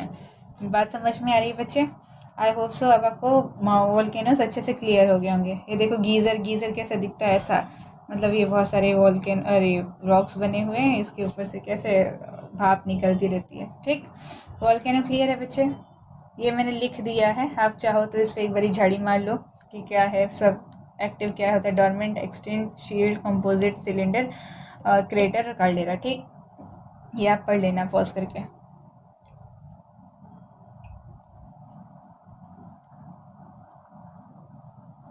अब आ जाओ अपने दूसरे टॉपिक पे, रॉक पे, ठीक है। तो बच्चे जब यहाँ पर आपका क्या है, प्लेट बाउंड्री डाइवर्ज होगी, यहाँ से मैग्मा निकलेगा, मैग्मा आगे लावा बन जाएगा, और यही लावा जब ठंडा हो जाएगा, सॉलिडिफाई हो जाएगा, इसी को हम क्या बोल देंगे बच्चे, रॉक। ठीक है, तो अब ये जो रॉक होता है, मतलब ये आपको समझ में आ रहा है ना, रॉक फॉर्मेशन कैसे होता है। तो यही जो मैग्मा बाहर निकलता है, लावा सॉलिडिफाई कूल होता है, वही सब हम रॉक्स बन जाते हैं। फिर वही रॉक क्या होते हैं, यहाँ पर बहुत सारे क्या डेटिन्यूएशन एजेंट होते हैं। डेटिन्यूएशन एजेंट मतलब क्या होते हैं, जो किसी भी रॉक को तोड़ मोड़ के क्या ले जाएं, दूर ले जाएं, जैसे हवा पानी ये सब घुस जाते हैं, और फिर बाद में क्या करते हैं, रॉक को तोड़ के अलग अलग करते हैं, अलग अलग जगह जाकर बिछ जाते हैं। ठीक है, चलो तो देखो, सबसे पहले तो क्या होगा, रॉक के स्टडी को क्या बोलते हैं बच्चे, पेट्रोलॉजी। जैसे मैंने आपको बताया था, अच्छी जल्दी से मुझे बताओ कमेंट करके, अर्थ के स्टडीज़ को क्या बोलते हैं। ठीक है, तो चलो आ जाओ, रॉक की स्टडी को, अरे स्टडी ऑफ रॉक को क्या बोलते हैं बच्चे, पेट्रोलॉजी। ये जियोलॉजी की एक ब्रांच है बच्चे। ये जितना भी अभी हम लोग पढ़ाई करें ज्योग्राफी के अंदर, लैंड फॉर्म्स ये सब जियोलॉजी ही कहलाया जाता है। जियोलॉजी के ही अंदर बहुत सारी ब्रांच होती है। जैसे अगर आप लैंड फॉर्म के बारे में पढ़ोगे तो उसे जियोमॉर्फोलॉजी बोलेंगे, रॉक के बारे में पढ़ोगे तो पेट्रोलॉजी पढ़ेंगे। हाँ ठीक है, और याद करो, मुझे बताओ फॉसिल की स्टडी को क्या बोलते हैं, ये भी मुझे कमेंट में करके बताओ। ठीक है, अच्छा ये याद करो, मैंने ये बताया था आपको, जियोलॉजी के फादर किसको बोलते हैं, जेम्स हुटन। ठीक है, जियोमॉर्फोलॉजी के फादर याद करके बताओ, जियोमॉर्फोलॉजी एम फॉर मॉरिस, तो विलियम मॉरिस डेविस, याद होगा आपको। ओके, स्ट्रक्चरल जियोलॉजी कभी कभी पूछ लेगा, तो यही रॉक्स के formation, mechanism, structure of evolution, इन सब के स्टडीज़ को क्या बोलते हैं बच्चे, स्ट्रक्चरल जियोलॉजी। ठीक है, रॉक के एज डिटरमाइन किए जाते हैं। आपने देख सुना होगा, आर्कियोलॉजिकल एविडेंस मिलते हैं तो लोग बोलते हैं ये रॉक इतने साल पुराना रॉक है, ये रॉक जो है वो 64 ईयर्स साल पुराना है, मतलब समझ रहे 1000 ईयर। तो ये कैसे कैलकुलेट करते हैं बच्चे, तो ये कार्बन 14 डेटिंग, तो ये क्या होता है, कार्बन और 14 मिलके डेट कर रहे हैं, नहीं बच्चे ऐसा नहीं होता है। होता ऐसा क्या है कि कार्बन जो होता है उसके 3 आइसोटोप्स होते हैं, एक कार्बन 12 होता है, एक कार्बन 13 होता है, एक कार्बन 14 होता है। कार्बन 14 0.001% ही अवेलेबल है अर्थ क्रस्ट में, तो यही वाला आइसोटोप लेते हैं। और फिर ये बड़ा एक प्रोसेस होता है, केमिस्ट्री जब हम पढ़ेंगे तो वहाँ बताएंगे। तो इसी से क्या होता है, रॉक्स और डिफरेंट टाइप के फॉसिल्स की एज कैलकुलेट की जाती है। आप ये याद रखना कैसे कैलकुलेट की जाती है, तो कार्बन 14 डेटिंग की वजह से। ठीक है, आ जाओ, अब रॉक्स के बारे में हमें बच्चे सिर्फ 3 चीज़ें पढ़नी है, 3 टाइप के रॉक। ठीक है, उसके बाद सब कुछ खत्म। तो 3 टाइप के रॉक क्या होते हैं बच्चे, तो सबसे पहला टाइप होता है इग्निशियस रॉक, सेकेंड टाइप होता है बच्चे सेडिमेंट्री रॉक, और थर्ड टाइप होता है मेटामॉर्फिक। ठीक है, तो हमें इन तीनों टाइप को पढ़ना है बस, और फिर आपका लेक्चर ख़त्म हो जाएगा आज के लिए। मैंने सुना है कि आजकल लोग लेक्चर में बोर बहुत होते हैं तो बच्चे यहाँ नोरा फतेही आकर डांस तो करने नहीं वाली है। ठीक है, तो आपको बोर नहीं होना है और पढ़ते चलना है। ठीक है, देखो आपके लिए कितनी बढ़िया बढ़िया फ़ोटोज़ बनाई है। ये देखो, मैंने सीधा अक्षय कुमार को ही उठा के लाए हैं देखो, रॉक निकालते हुए दिख रहे हैं आपको। ठीक है, आ जाओ अभी बताते हैं। चलो देखो, तो इग्निशियस रॉक क्या होते हैं। ठीक है, तो सबसे पहला टाइप हम क्या पढ़ने वाले हैं, इग्निशियस रॉक। तो देखो, इग्निशियस रॉक वो होते हैं बच्चे जो हमारा डायरेक्टली जब यहाँ पर से वॉल्केनो ठंडा होता है, वॉल्केनो ठंडा मतलब लावा ठंडा होता है, तो ये जो रॉक बने होते हैं, इन्हीं रॉक्स को क्या बोलते हैं बच्चे, इग्निशियस रॉक। इन्हीं को हिंदी में बोलते हैं आग्नेय चट्टान। नाम से भी पता चल रहा होगा, अग्नि मतलब ये पूरा क्या है, मैग्मा से निकला हुआ आग्नेय चट्टान बना हुआ है। ठीक है, ये 2 टाइप के होते हैं, एक होता है इंट्रूसिव इग्निशियस रॉक जिसको प्लूटोनिक रॉक भी बोलते हैं, और एक एक्सट्रूसिव इग्नियस रॉक जिसको कुछ नहीं एक्सट्रूसिव ही बोलते हैं। ठीक है, देखो इनके नाम से पता चल रहा होगा, इंट्रूसिव मतलब इन मतलब अंदर रहने वाला, एक्सट्रूसिव मतलब आउट मतलब बाहर रहने वाला। तो क्या होता है बच्चे, जैसे आपने यहाँ पर देखा होगा, कहीं एक वॉल्केनो का फोटो मिल जाए, हाँ ये देखो, हाँ ये देखो, मान लो ये देखो, ये जब वॉल्केनो देखो, जब यहाँ मैग्मा जो होगा ये बाहर आएगा वॉल्केनो के, तभी तो यहाँ पर रॉक बनेगा। लेकिन हो सकता है कभी कभी ये जो मैग्मा यहाँ से गया हो, ये सब यहीं पर जमा हो जाए और ये यहीं पर ठंडा हो जाए। तो बच्चे याद रखना है, जब मैग्मा बाहर आके लावा बन जाता है और कूल होता है तो ये बनता है एक्सट्रूसिव इग्नियस रॉक। और यही मैग्मा जब अंदर ही सॉलिडिफाई हो जाए, अर्थ क्रस्ट के अंदर ही सॉलिडिफाई हो जाए कूल होके, तो इसको बोलते हैं इंट्रूसिव इग्निशियस रॉक। ठीक है, बात समझ में आ रही है। चलो यहाँ पर पढ़ो, देखो क्या लिखा है, कि magma cools and solidify inside the earth crust, तो ये क्या बनेगा, इंट्रूसिव। इनसाइड मतलब इंट्रूसिव, ठीक है। और एग्जांपल देखो जैसे गैब्रो ग्रेनाइट, ठीक है, आपको ये बहुत अच्छे से याद रखना है। जैसे आपने वोल्केनोज के नाम याद रखे हैं, वैसे अब आपको पत्थरों के नाम भी याद रखने होंगे। क्या जमाना आ गया है पत्थरों के नाम याद रखने ठीक है। तो अब आपको जो भी आप नंबर और चेहरा ये सब याद रखते हैं उसको छोड़ दो बच्चे, क्योंकि याद करने के लिए बहुत सारी चीज़ें हैं, ठीक है। चलो, तो यहाँ पर कैसे याद रखोगे कि इंट्रूसिव रॉक कैसे होते हैं, गैब्रो और ग्रेनाइट, ठीक है। अच्छा, एक्सट्रूसिव क्या होंगे बच्चे, तो एक्सट्रूसिव मतलब जो बाहर जो लावा कूल, देखो मैंने लिखा है मैग्मा कूल मतलब अंदर ही, और lava cools and solidify outside the earth crust, तो ये कैसे बनता है, एक्सट्रूसिव रॉक। इसका एग्जांपल क्या है, बसाल्ट प्यूमाइस। देखो ये थोड़ा सा एकदम राइमिंग है, गैब्रो ग्रेनाइट बसाल्ट प्यूमाइस, ठीक है, याद रखोगे, गैब्रो ग्रेनाइट बसाल्ट प्यूमाइस, ठीक है। प्यूमाइस जो होता है इसी को बोलते हैं फ्लोटिंग रॉक, ठीक है। तो फ्लोटिंग रॉक जो है वो अभी आपको आज कहानी सुना देते हैं यहीं पर। तो बच्चे क्या हुआ था कि आपको पता होगा कि भारत है हमारा प्यारा भारत, और यहाँ पर नीचे क्या आता है, तमिलनाडु, और तमिलनाडु के यहाँ पर ही बच्चे क्या है, हमारे यहाँ पर रामेश्वरम है, पंबन द्वीप है, और वहीं से क्या है, यहाँ पर से फिर श्रीलंका चालू होता है, करेक्ट है। तो यहाँ आपको पता होगा यहाँ राम सेतु बना हुआ है, इसी पिक्चर का ये क्या है, फोटो है, ठीक है। तो राम सेतु को स्टडी करने के लिए क्या हुआ था मतलब ये पिक्चर जो है इसमें वही बताया गया है कि कैसे स्टडी, तो उसमें ही ये होता है बच्चे, प्यूमाइस रॉक, ठीक है। तो जो राम सेतु में जो रॉक हैं वो सब प्यूमाइस है। क्यों मिस प्यूमाइस क्यों है, तो प्यूमाइस की एक खासियत है बच्चे की, जब जैसे मान लो कि यहाँ पर क्या हुआ, लावा ऐसे निकला और यहाँ पर ऐसे ज़ूम करके गिरा, तो यहाँ जो हवा होंगी वो सब क्या होंगी, इसके अंदर ट्रैप हो जाएंगे, और ये सब क्या है, वो बहुत जल्दी ठंडे हो जाते हैं, फिर ठंडे हो जाते हैं तो ये क्या है, हवा ट्रैप हो गई, लेकिन बाद में क्या होता है, हवा बाहर निकल जाती है और वहाँ पर हॉलो रह जाता है। तो वैसे ही जो प्यूमाइस रॉक होता है, देख रहे हो इसमें बहुत सारे होल्स होते हैं, मतलब बहुत हॉलो होता है अंदर से, और हॉलो होने की वजह से क्या होता है, इसमें एयर जो होती है फंस जाती है, और फंसने की वजह से इसकी डेंसिटी, इस पत्थर की डेंसिटी पानी की डेंसिटी से कम हो जाती है, और फिर ये पानी पे क्या करता है, तैरता है, इसलिए इसको बोलते हैं बच्चे फ्लोटिंग रॉक। तो याद रहेगा बच्चे, फ्लोटिंग रॉक जो है वो क्या है, प्यूमाइस है, और यही प्यूमाइस स्टोन जो है वो राम सेतु जो है उसमें बहुत ज़्यादा लगे हुए, ठीक है। राम सेतु जो है उसके ऊपर बड़ी डिबेट होती है कि ये नेचुरली मेड है कि भगवान राम के जो दो थे, नल और नील, जो सेवक थे, मतलब वानर सेना में, उन्होंने बनाया है। तो बच्चे अगर मैं आपको दोनों चीज़ बताती हूँ, ठीक है, अगर नासा और इन सब के नसा जो करके सॉरी, ठीक है, तो ये जो नासा और इन लोग के जियोलॉजिस्ट की बात सुनोगे तो ये कहते हैं कि राम सेतु जो है वो नेचुरली बिल्ट है, ठीक है। लेकिन इनकी नेचुरली बिल्ट में भी थोड़ा सा उनको मिस्टीरियस बात है, क्योंकि क्या है कि नीचे सैंड है, ऊपर स्टोन है। नहीं तो पहले कैसा होता है कि स्टोन नीचे होता है, उसके ऊपर सैंड आता है, लेकिन इनके हिसाब से ये सब हो सकता है, कभी कभी पुराने रॉक होते हैं उसके ऊपर सैंड, फिर नए रॉक, ठीक है। तो और ये हो गया आपका क्या, नेचुरल, मतलब कि वो कहते हैं कि जो ये जो राम सेतु है ये नेचुरल मेड स्ट्रक्चर है, जिसमें सैंड बार्स बहुत बड़े बड़े हैं और उसके ऊपर बहुत सारे पत्थर और कोरल्स आ चुके हैं। कोरल्स क्या होते हैं बच्चे, तो हम अगले लैंडफॉर्म वाले लेक्चर में देखेंगे, ठीक है, जब वर्ल्ड ज्योग्राफी पढ़ लेंगे तो। और अगर आप हिस्टोरिक देखो, हिस्टोरिक टेक्स्ट के अनुसार देखोगे, जो रामायण लिखी हुई है, तो रामायण में कैसा था कि हम राम भगवान जो थे, राम भगवान की वानर सेना थी, तो उसमें दो वानर थे जिनका नाम नल और नील था, ट्विंस थे दोनों। तो ये दोनों जो थे विश्वकर्मा के पुत्र थे, तो मतलब बहुत अच्छे एक ट्रेंड इंजीनियर थे, ठीक है। तो इन्होंने क्या किया था, मतलब इनको बहुत ज़्यादा रॉक्स वगैरह की जानकारी थी, तो इन्होंने चुन चुन के ये सारे प्यूमाइस रॉक ही वहाँ पर लगाए थे, ताकि वो क्या करे, ब्रिज फ्लोट करे, ठीक है, और बहुत सारे फ्लोटिंग मटेरियल से उसे बांधा था, ठीक।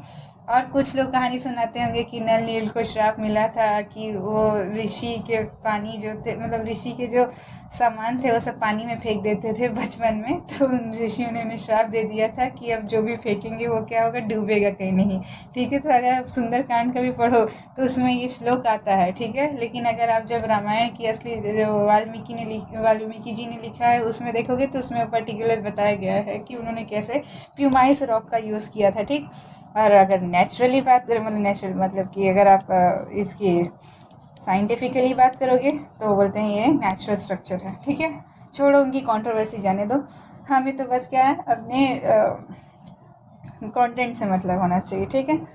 चलो आ जाओ, याद रहेगा बच्चे, तो प्यूमाइस रॉक के ऊपर बड़ी कथा हो चुकी है, तो आपको शायद याद रहेगा। ठीक है, तो अब क्या है, इंट्रूसिव रॉक को क्या बोलते हैं बच्चे, प्लूटोनिक रॉक ही बोलते हैं। इंट्रूसिव अंदर ही देखो, अब ये फोटो पे आओ, सबसे मेन बात तो ये फोटो कर रही है। ठीक है, तो अब फोटो में देखो बच्चे, ये क्या है, ये आपका अर्थ का, ये देखो अर्थ का ये पूरा क्रस्ट है। ठीक है, अब क्रस्ट के नीचे क्या है, ये पूरा जो है बच्चे, ये क्या है, मैग्मा है, मैग्मा चेम्बर। ठीक है, तो इसमें क्या होता है बच्चे, कभी कभी क्या होता है, बहुत लार्ज अमाउंट में एक मैग्मा कहीं पर जमा हो जाता है डोम लाइक स्ट्रक्चर बनाने के लिए, तो उस वाले को क्या बोलते हैं बच्चे, बैथोलिट। ठीक है, तो ये क्या है बच्चे, ये सब क्या है, जितने भी अंदर की तरफ है, इनको क्या बोलोगे आप, इंट्रूसिव इग्नियस रॉक। ठीक है, और इसी को बोलते हैं प्लूटोनिक रॉक्स भी, या फिर प्लूटोनिक बॉडीज, प्लूटोनिक बॉडीज।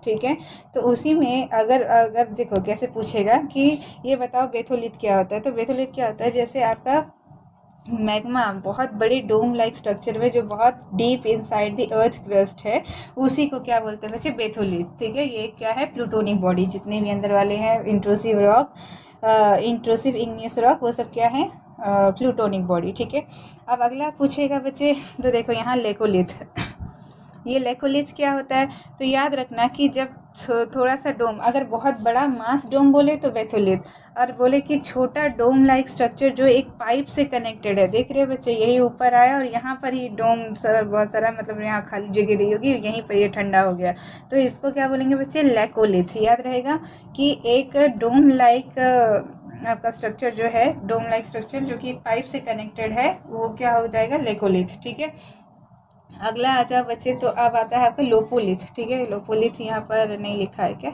हाँ ये देखो लोपोलिथ है। तो लोपोलिथ क्या होता है बच्चे, सॉसर शेप, आपने कभी चाय पिया हो तो देखोगे नीचे उसका सॉसर होता है, तो क्या हो रहा है, यही बेथोलिथ क्या है, यहाँ बाहर आता है और ये सॉसर लाइक स्ट्रक्चर क्रिएट कर लेता है, तो ये वाला जो आपका प्लूटोनिक बॉडी होता है, इसका नाम क्या पड़ता है, लोपोलिथ। ठीक है, याद रखोगे कैसे, कोई वो बना लो, ट्रिक बना लो, तो लोपोलिथ,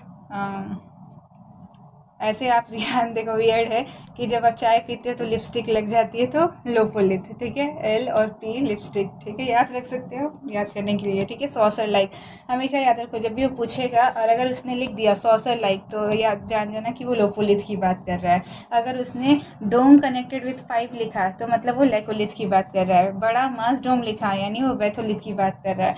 आगे आ जाओ बच्चे, तो एक होता है फेकोलिथ। ठीक है, तो फेकोलिथ क्या होता है बच्चे, एक्टिलाइंस और सिंक्लाइंस बना होता है। तो एक्टिलाइंस क्या होता है बच्चे, कि आपका ऐसा, यहाँ देखो, एक्टिलाइन जो होता है आपका कॉन्वेक्स टाइप होता है, सिंक्लाइंस आपका कॉन्केव टाइप। ठीक है, याद रहेगा। और ये जो सॉसर सेव है ये कॉन्केव है। कॉन्केव और कॉन्वेक्स समझते हो क्या, अगर आपने लाइट चैप्टर पढ़ा हो 8th स्टैंडर्ड में, तो आपको बताया था चम्मच होता है ना, चम्मच देखे, चम्मच का ऐसा जो केव लाइक स्ट्रक्चर होता है, उसी को कॉन्केव बोलते हैं। और जो पीछे वाला ऐसे वैक्स जैसा दिखता है, मतलब ऐसा उठा हुआ, उसी को कॉन्वेक्स बोलते हैं। ठीक है, कॉनकेव, याद रहेगा। तो ये दिख रहा है कॉनकेव चम्मच का उठा हुआ स्ट्रक्चर, तो इसी को बोलते हैं कॉनकेव सॉसर, कॉन केव सॉसर। ठीक है, एक्टिलाइंस क्या हो गया बच्चे, ये देखो, ये हो गया आपका क्या, कॉन्वेक्स लाइक स्ट्रक्चर, और ये हो गया आपका कॉनकेव लाइक स्ट्रक्चर। जो कॉनकेव है वो सिंक्लाइंस है, और कॉन्वेक्स जो है वो एंटी लाइंस है। ठीक है, समझ में आ रहे होंगे बच्चे, चम्मच ऐसा ही रहता है ना, तो सिंक है तो सिंक। ठीक है, और ये उल्टा है यानी एंटी है। ठीक है, तो फेकोलिथ अगर आपसे पूछना चाहेगा, वो एंटी लाइंस और सिंक्लाइन का ज़रूर यूज़ करेगा। ठीक है, एग्जाम्पल कैसे पूछेगा कि the plutonic body which have anti lines and syncline structure is, तो क्या होता है, फेकोलिथ होता है। ठीक है, याद रहेगा। चलो, और क्या होता है, और दो और बच्चे, एक होता है सेल लाइक स्ट्रक्चर और एक होता है डाइक। डाइक कहाँ लिखा हुआ है, डाइक, ये देखो डाइक, डाइक और डाइक।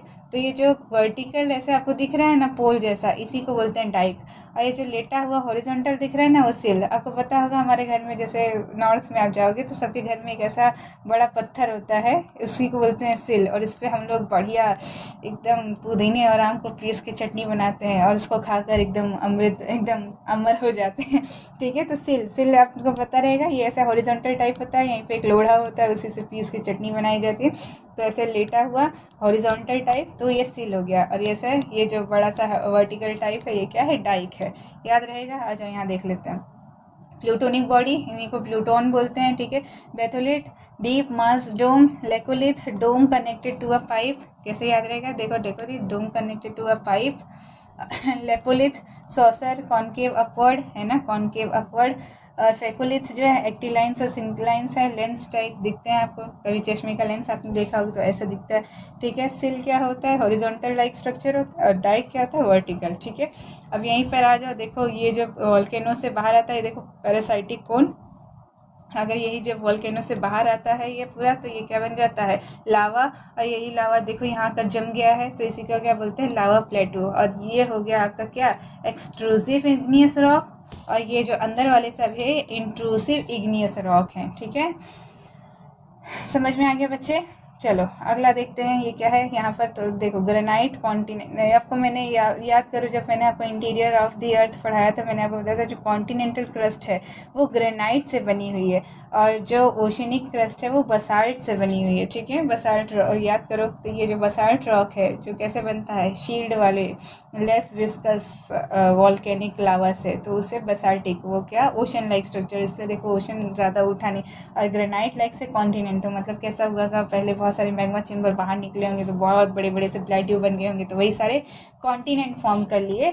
और ये जो बसाल्ट जो एकदम नीचे रह गए धंसे हुए, वो सब ओशनिक क्रस्ट फॉर्म कर लिए, ठीक है। बसाल्ट जो होते हैं वो क्या होते हैं, थिन होते हैं लेकिन वेरी डेंस होते हैं, एज कम्पेयर टू ये जो ग्रेनाइट होता है वो क्या होता है, थिक होता है और लेस डेंस देन बसाल्टिक होता है, ठीक है। आ जाओ यहाँ देखो, एसिडिक रॉक क्या होता है, याद करो जब मैंने बताया आपको, मैग्मा जो होता है वो एसिडिक मैग्मा जब बाहर निकलता है तो उसमें क्या होता है, वो मैग्मा बहुत जल्दी ठंडा हो जाता है, वो लाइट कलर का दिखता है, ठीक है। मतलब यहाँ जब ठंडा होकर ये बन जाएगा तो क्या बनेगा, रॉक बनेगा। वो रॉक कैसा दिखेगा, लाइट कलर का दिखेगा, उसमें हाई सिलिका कंटेंट रहेगा, याद रखना एसिडिक में बहुत हाई सिलिका कंटेंट रहता है, फॉर एग्जाम्पल ग्रेनाइट रॉक, ठीक है। और बेसिक रॉक कैसे बनेगा, तो मैंने आपको बताया था ये फ्लड बसाल्ट प्रोविंस बना हुआ है कहाँ पर, अपने महाराष्ट्र डेक्कन प्लेट्यू में। वहाँ क्यों, क्योंकि मैग्मा जो है वो क्या है, बेसिक इन नेचर है, बेसिक नेचर है तो लेस फ्लूइड, लेस विस्कस होगा, और मोर हाईली फ्लूइड आपका जो निकलेगा लावा वो होगा, बहुत स्लोली कूल डाउन होगा। और कैसा होगा, क्यों स्लोली कूल डाउन, क्योंकि लो सिलिका कंटेंट होगा, ठीक है। और डार्क कलर का दिखेगा, तभी वहाँ की सॉइल कैसी है, ब्लैक इन नेचर है, ठीक है। और कैसा, कौन सा रॉक बनेगा, तो बसाल्ट रॉक बनेगा, याद रखोगे बच्चे, वेरी इंपॉर्टेंट। ये प्यूमाइज तो आपको याद ही रहेगा। अब आ जाओ यहाँ पर एग्जाम्पल्स, ठीक है। ये एग्जाम्पल्स है, जैसे मैंने आपको बताया ना कि एक्सट्रूसिव और इंट्रूसिव में बहुत इंपॉर्टेंट याद रखना है, गैब्रो, ग्रेनाइट, बसाल्ट, प्यूमाइस, ये चार तो आप याद ही रखोगे, साथ में इन सबको भी थोड़ा याद रखो, ठीक है। देखो इंट्रूसिव जो अंदर की तरफ, तो गैब्रो, ग्रेनाइट, और ये देखो सीनाइट, पेड्रोटाइट, पेगमाइट और डोलराइट, ये भी थोड़ा सा ऐसे ध्यान में रखना। पेड्रोटाइट आजकल एग्जामिनर का फेवरेट बना हुआ है, सगा बना हुआ है, क्यों, क्योंकि उसी के अंदर क्या होता है बच्चे, ओलिवाइन नाम का एक येलोइश ग्रीन कलर का जेमस्टोन मिलता है, ठीक है। तो आपने जेमस्टोन पता होगा क्या, कि जैसे पापा होंगे आपके तो वो लोग कैसे पहनते हैं, मोती, दुनिया भर की रिंग, पता नहीं कौन सी किसको दर्शाती हुई, कोई पंडित उनको दिया रहता है, आपको क्या लगता है जेमस्टोन होगा वो कुछ भी रहता है, ठीक है। वो ऐसे कुछ भी ला कर दे देते हैं, असली जेमस्टोन इतने आसानी से नहीं मिलता है, ठीक। तो ये जेमस्टोन्स क्या होते हैं बच्चे, अलग अलग यही पत्थर के अंदर बने हुए होते हैं, ठीक है। याद रहेगा, ओलिवाइन याद रखोगे, येलोइश ग्रीन कलर का जेमस्टोन होता है, किससे फाइंड होता है, पेरिडोटाइट से, ठीक है। गैब्रोगनाइट याद रखोगे, ये सब पे बस झाड़ी मारते रहना, ठीक। अगला देखो क्या है, एक्सक्लूसिव इग्नियस रॉक के एग्जांपल, तो मैंने आपको बताया बसाल्ट और प्यूमाइस। देखो प्यूमाइस पोरस इन नेचर है, करेक्ट है। और ये देखो एंडेसाइट, रेयोटाइट, ये ऑब्सिडेंस, कोरिया, ये सब याद नहीं करना है बस, लेकिन याद मतलब थोड़ा सा देखते चलना, कभी कभी क्या पता इससे पूछ ले, आज तक तो क्वेश्चन इन्हीं से पूछा है, ठीक है। ओके चलो अब आगे बढ़ जाते हैं। अब आते हैं अपने next type, that is sedimentary rocks के ऊपर, ठीक है। तो सेडिमेंट्री रॉक्स क्या होते हैं बच्चे, ये इनको हम अवशेषी चट्टान बोलते हैं, ठीक है, हिंदी में। हाँ तो अवशेषी, अवशेष मतलब समझते हो ना बच्चे, अवशेष मतलब फॉसिल होता है, तो इन सारे रॉक्स के अंदर बच्चे फॉसिल पाया जाता है। तो मीन्स कैसे पाया जाता है, तो क्या होता है बच्चे, मैं आपको यहाँ पर बताती हूँ। देखो यहाँ देखो क्या होता है, जैसे मान लो ये अपना वॉल्केनिक माउंटेन्स है, ठीक है। अब ये वॉल्केनिक माउंटेन्स में से यहाँ से क्या हुआ, वॉल्केनो से लावा निकला, लावा यहाँ बाहर क्या हो गया, जम गया। तो इसके बाद ये क्या बन गया, एक्सट्रूसिव इग्नियस रॉक बन गया, अग्नि चट्टान बन गया जो बाहर है। अब क्या हुआ कि यहाँ विंड आए, वाटर आए, बारिश हुई, तो धीरे धीरे करके टूटना चालू हुए। टूटते टूटते ये पानी में गए, ये नदी के साथ साथ बह के कहीं और आए, ठीक है।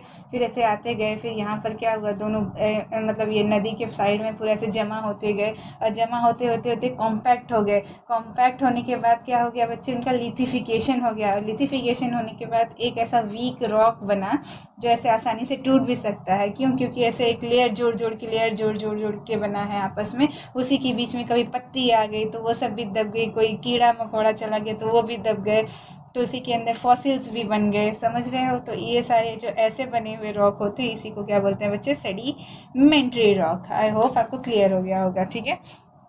तो इग्नियस रॉक डायरेक्टली मैग्मा से बना हुआ, बाप रे, उसमें क्या कोई फॉसिल मिल सकता है, कभी नहीं मिल सकता है। वो तो पूरा लावा से ही क्या हुआ है, ठंडा होके बना है। लेकिन यही टूट के जब बाहर आएगा और आपस में फिर क्या करेंगे, layer by layer, layer by layer fossil वगैरह सब लेते हुए क्या करेंगे, पैक हो जाएंगे, जिसको बोलेंगे लिथिफिकेशन। तो उसी से क्या होगा बच्चे, सेडिमेंट्री रॉक बनेंगे, ठीक है। अब देखो यहाँ पर डिपेंड करता है कि डिपोजिशन, अगर सिर्फ और सिर्फ आकर एक दूसरे के ऊपर रखे हैं तो लूजली पैक सेडिमेंट्री रॉक्स होंगे। फिर एक होता है कॉम्पैक्टेशन, मतलब एकदम बढ़िया से एकदम आके एकदम चपट जाना, इसी को बोलते हैं लिथिफिकेशन, लिथिफिकेशन, ठीक है। राइटिंग पे मत जाओ बच्चे, मैंने लिखा है आगे चल के, ठीक है।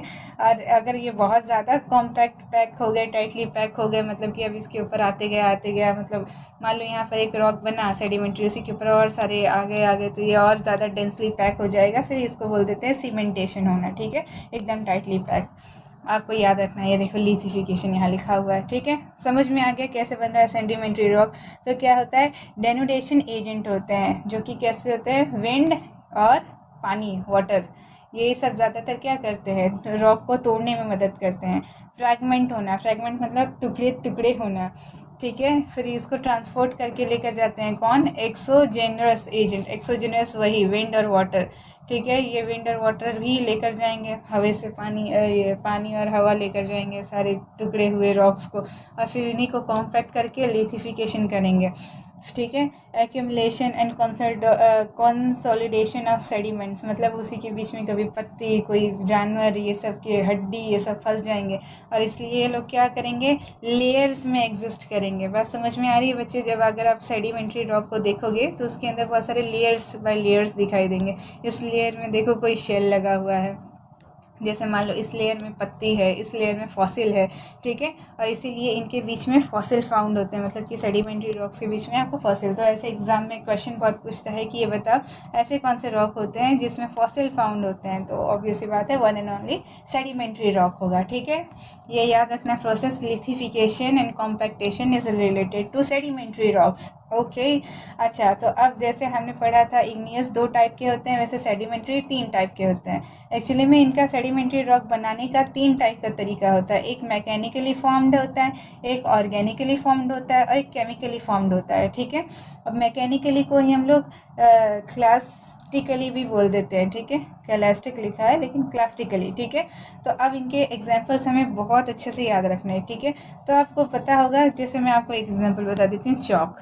चॉक, कितने लोग हैं जिन्होंने बचपन में चॉक खाया है, ठीक है।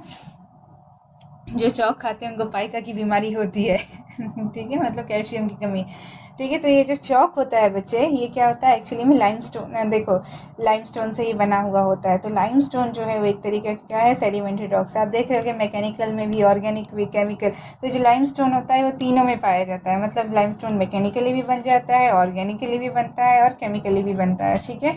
तो ये लाइमस्टोन का ही फॉर्मूला कभी कभी आपसे पूछ लेगा, CaCO3, ठीक है, याद रहेगा लाइमस्टोन का फॉर्मूला। इसी लाइमस्टोन से चॉक बनता है, इसी से क्या बनता है, चूना बनता है, चूना पत्थर। हाँ, लाइमस्टोन को हिंदी में चूना पत्थर बोलते हैं, ठीक है। चलो यहाँ देखो, मैकेनिकली आपको कौन कौन से याद रखने हैं एग्जाम्पल, लाइमस्टोन, सैंडस्टोन, सेल, ठीक है। शेल आपको याद होगा, हम लोग बचपन में ऐसे ले जाते थे, एक स्लेट होती थी, स्लेट के ऊपर एक चॉक होता था, उससे लिखते थे, उसको दूधी बोलते थे, ठीक है। तो वही शेल, ठीक है। अच्छा, स्लेट मत कंफ्यूज करना बच्चे, स्लेट हम लोग आगे पढ़ेंगे। Slate is not a sedimentary rock, वो एक मेटामॉर्फिक रॉक है, मैं आपको बताऊंगी अभी। ठीक है, शेल कॉग्लोमेटर, ठीक है, कॉग्लोमेरेट, सॉरी कॉग्लोमेरेट याद रखना। क्ले स्टोन, ये देखो नाम से ही पता चल रहे होंगे ये ज़्यादातर सेडिमेंट्रीज हैं। ठीक है, और लूस, ठीक है, लॉस क्या होता है, जैसे फाइन ग्रेन्स हो जाती है ना, और वही ग्रेन इकट्ठा होकर एक रॉक बन जाती है, वही लॉस। ठीक है, तो याद रहेगा मैकेनिकली कौन कौन से रॉक्स फॉर्म होते हैं सेडिमेंट्री, तो लाइमस्टोन, सैंडस्टोन, सेल, कॉन्ग्लोमेरेट और क्लेस्टोन और लूस। इसको याद करने की कोई ट्रिक, तो बच्चे ट्रिक तो है नहीं, पर फिर भी ये देखो SSCCLL है ना, SSCCGL जैसे आप याद रख सकते हो। तो SS से क्या हो जाएगा, सैंडस्टोन सेल, CC से क्या हो जाएगा, कॉन्ग्लोमेरेट और क्लेस्टोन, और LL से लाइमस्टोन और लूसिस। ठीक है, ऐसे ट्रिक आप कुछ बना सकते हो। ऑर्गेनिकली फॉर्म, तो ये लाइमस्टोन, चॉक और कोल।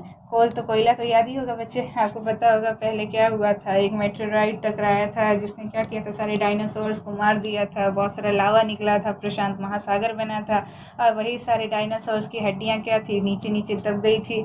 आपने थंबनेल में देखा होगा डायनासोर की दबी हुई हड्डियाँ। ठीक है, तो वही हड्डियाँ क्या हुई थी, फॉसिल बन चुकी थी, और उन्हीं से फिर क्या बना बच्चे, ये कोल। ठीक है, कोयला जो आज हम लोग निकाल रहे हैं और उसी से थर्मल पावर जनरेट कर रहे हैं। ठीक है, चौक, आपसे चौक खाने से पहले सोच लेना आप किसकी हड्डी खा रहे हो। ठीक है, क्योंकि वो भी एक तरीके की क्या है, सेडिमेंट्री रॉक सेल। और लाइमस्टोन, चूना पत्थर। ठीक है, इसको खाने से बच्चे आपका क्या होता है, कैल्शियम बहुत ज़्यादा बढ़ता है। कैसे खाओगे, ऐसे चूना निकाल के नहीं, पान वाले से चूना मांग के ले आओ, और एकदम राई के दाने बराबर क्या करो, दाल में डाल के या किसी में भी डाल के खा लो, बहुत ज़्यादा आपको क्या मिलेगा, कैल्शियम की मात्रा। याद रखना, जिसको स्टोन, किडनी स्टोन है, वो मत खाने लगना, नहीं तो वो क्या होगा, ज़्यादा हो जाएगा, बड़ा हो जाएगा। ठीक, अच्छा, ये सब डॉक्टर प्रिस्क्राइब नहीं है। ठीक है, तो डॉक्टर से पूछ के ही करना, नहीं तो गलत किया क्या बता दिया। ठीक है, नहीं, थोड़ा ये जानकारी के लिए है, याद रखना ये सब चीज़ें। केमिकली फॉर्म्ड में आ जाओ, देख लेते हैं। तो लाइमस्टोन, डोलोमाइट, हेलाइट और चर्ट। ठीक है, डोलोमाइट अच्छे से याद रखना बच्चे, आजकल एग्जामिनर का बड़ा क्रश बना फिर रहा है। ठीक है, जहाँ देखो डोलोमाइट को ज़्यादा यूज़ करें। Dolomite is a type of sedimentary rocks. ठीक है, ऐसे लिख देगा, डोलोमाइट इज़ क्या है, तो इग्नियस लिखेगा, सेडिमेंट्री लिखेगा, और फिर मेटामॉर्फिक लिखेगा, तो डोलोमाइट जो है वो क्या है, सेडिमेंट्री रॉक है। ठीक है, आ जाओ थोड़ा एग्जाम्पल्स देख लेते हैं। अच्छा, यहाँ पर देखो, एग्जाम्पल देखने से पहले आपकी नज़र यहाँ गई होगी, और यहाँ से भी ज़्यादा यहाँ गई होगी। छोड़ो। ठीक है, देखो, आपको पता होगा कि देखे होगे आपने डोरेमोन, तो डोरेमोन में क्या होता है, एक डीगीसुगी हमेशा कोई ना कोई क्या फॉसिल ढूंढते रहता है। तो बच्चे क्या होता है, जो सेडिमेंट्री रॉक्स होते हैं, जब आप उन्हें खोजते हो तो उसी के अंदर क्या होते हैं, मैंने आपको बताया था, लिथिफिकेशन हो जाता है, कैसे रॉक लेयर बाय लेयर आकर के जुड़ जाती है, और इसी के बीच में कभी फॉसिल दबा रहता है। तो हम क्या करते हैं, उन्हीं रॉक्स को ढूंढ के धीरे धीरे काट के देखते हैं, तो उसमें दबी हुई फॉसिल्स मिलते हैं। तो डीगीसीबी को बहुत फॉसिल्स ढूंढना पसंद, देखो अलग अलग ढूंढ के रखे हैं, और ये लोग सिर्फ पत्थर ही देख रहे हैं। ठीक, ये देखो असलियत में एक ऐसा है, ये सेडिमेंट्री रॉक। ठीक है, ये तोड़ के निकाला हुआ, तो देखो ये फॉसिल बन गया है, मतलब फॉसिल का एकदम स्ट्रक्चर बन गया है। इसी से हम लोग इसकी कार्बन डेटिंग वगैरह करके पता करते थे कि अर्लियर कैसे कैसे जानवर रहते होंगे, मतलब क्या क्या था। ठीक है, ये देखो, ये दिख रहा है, बताओ ये क्या है, हाँ, लाल किला है, रेड फोर्ट। ये रेड फोर्ट जो है दिल्ली का, जो शाहजहां ने बनवाया था।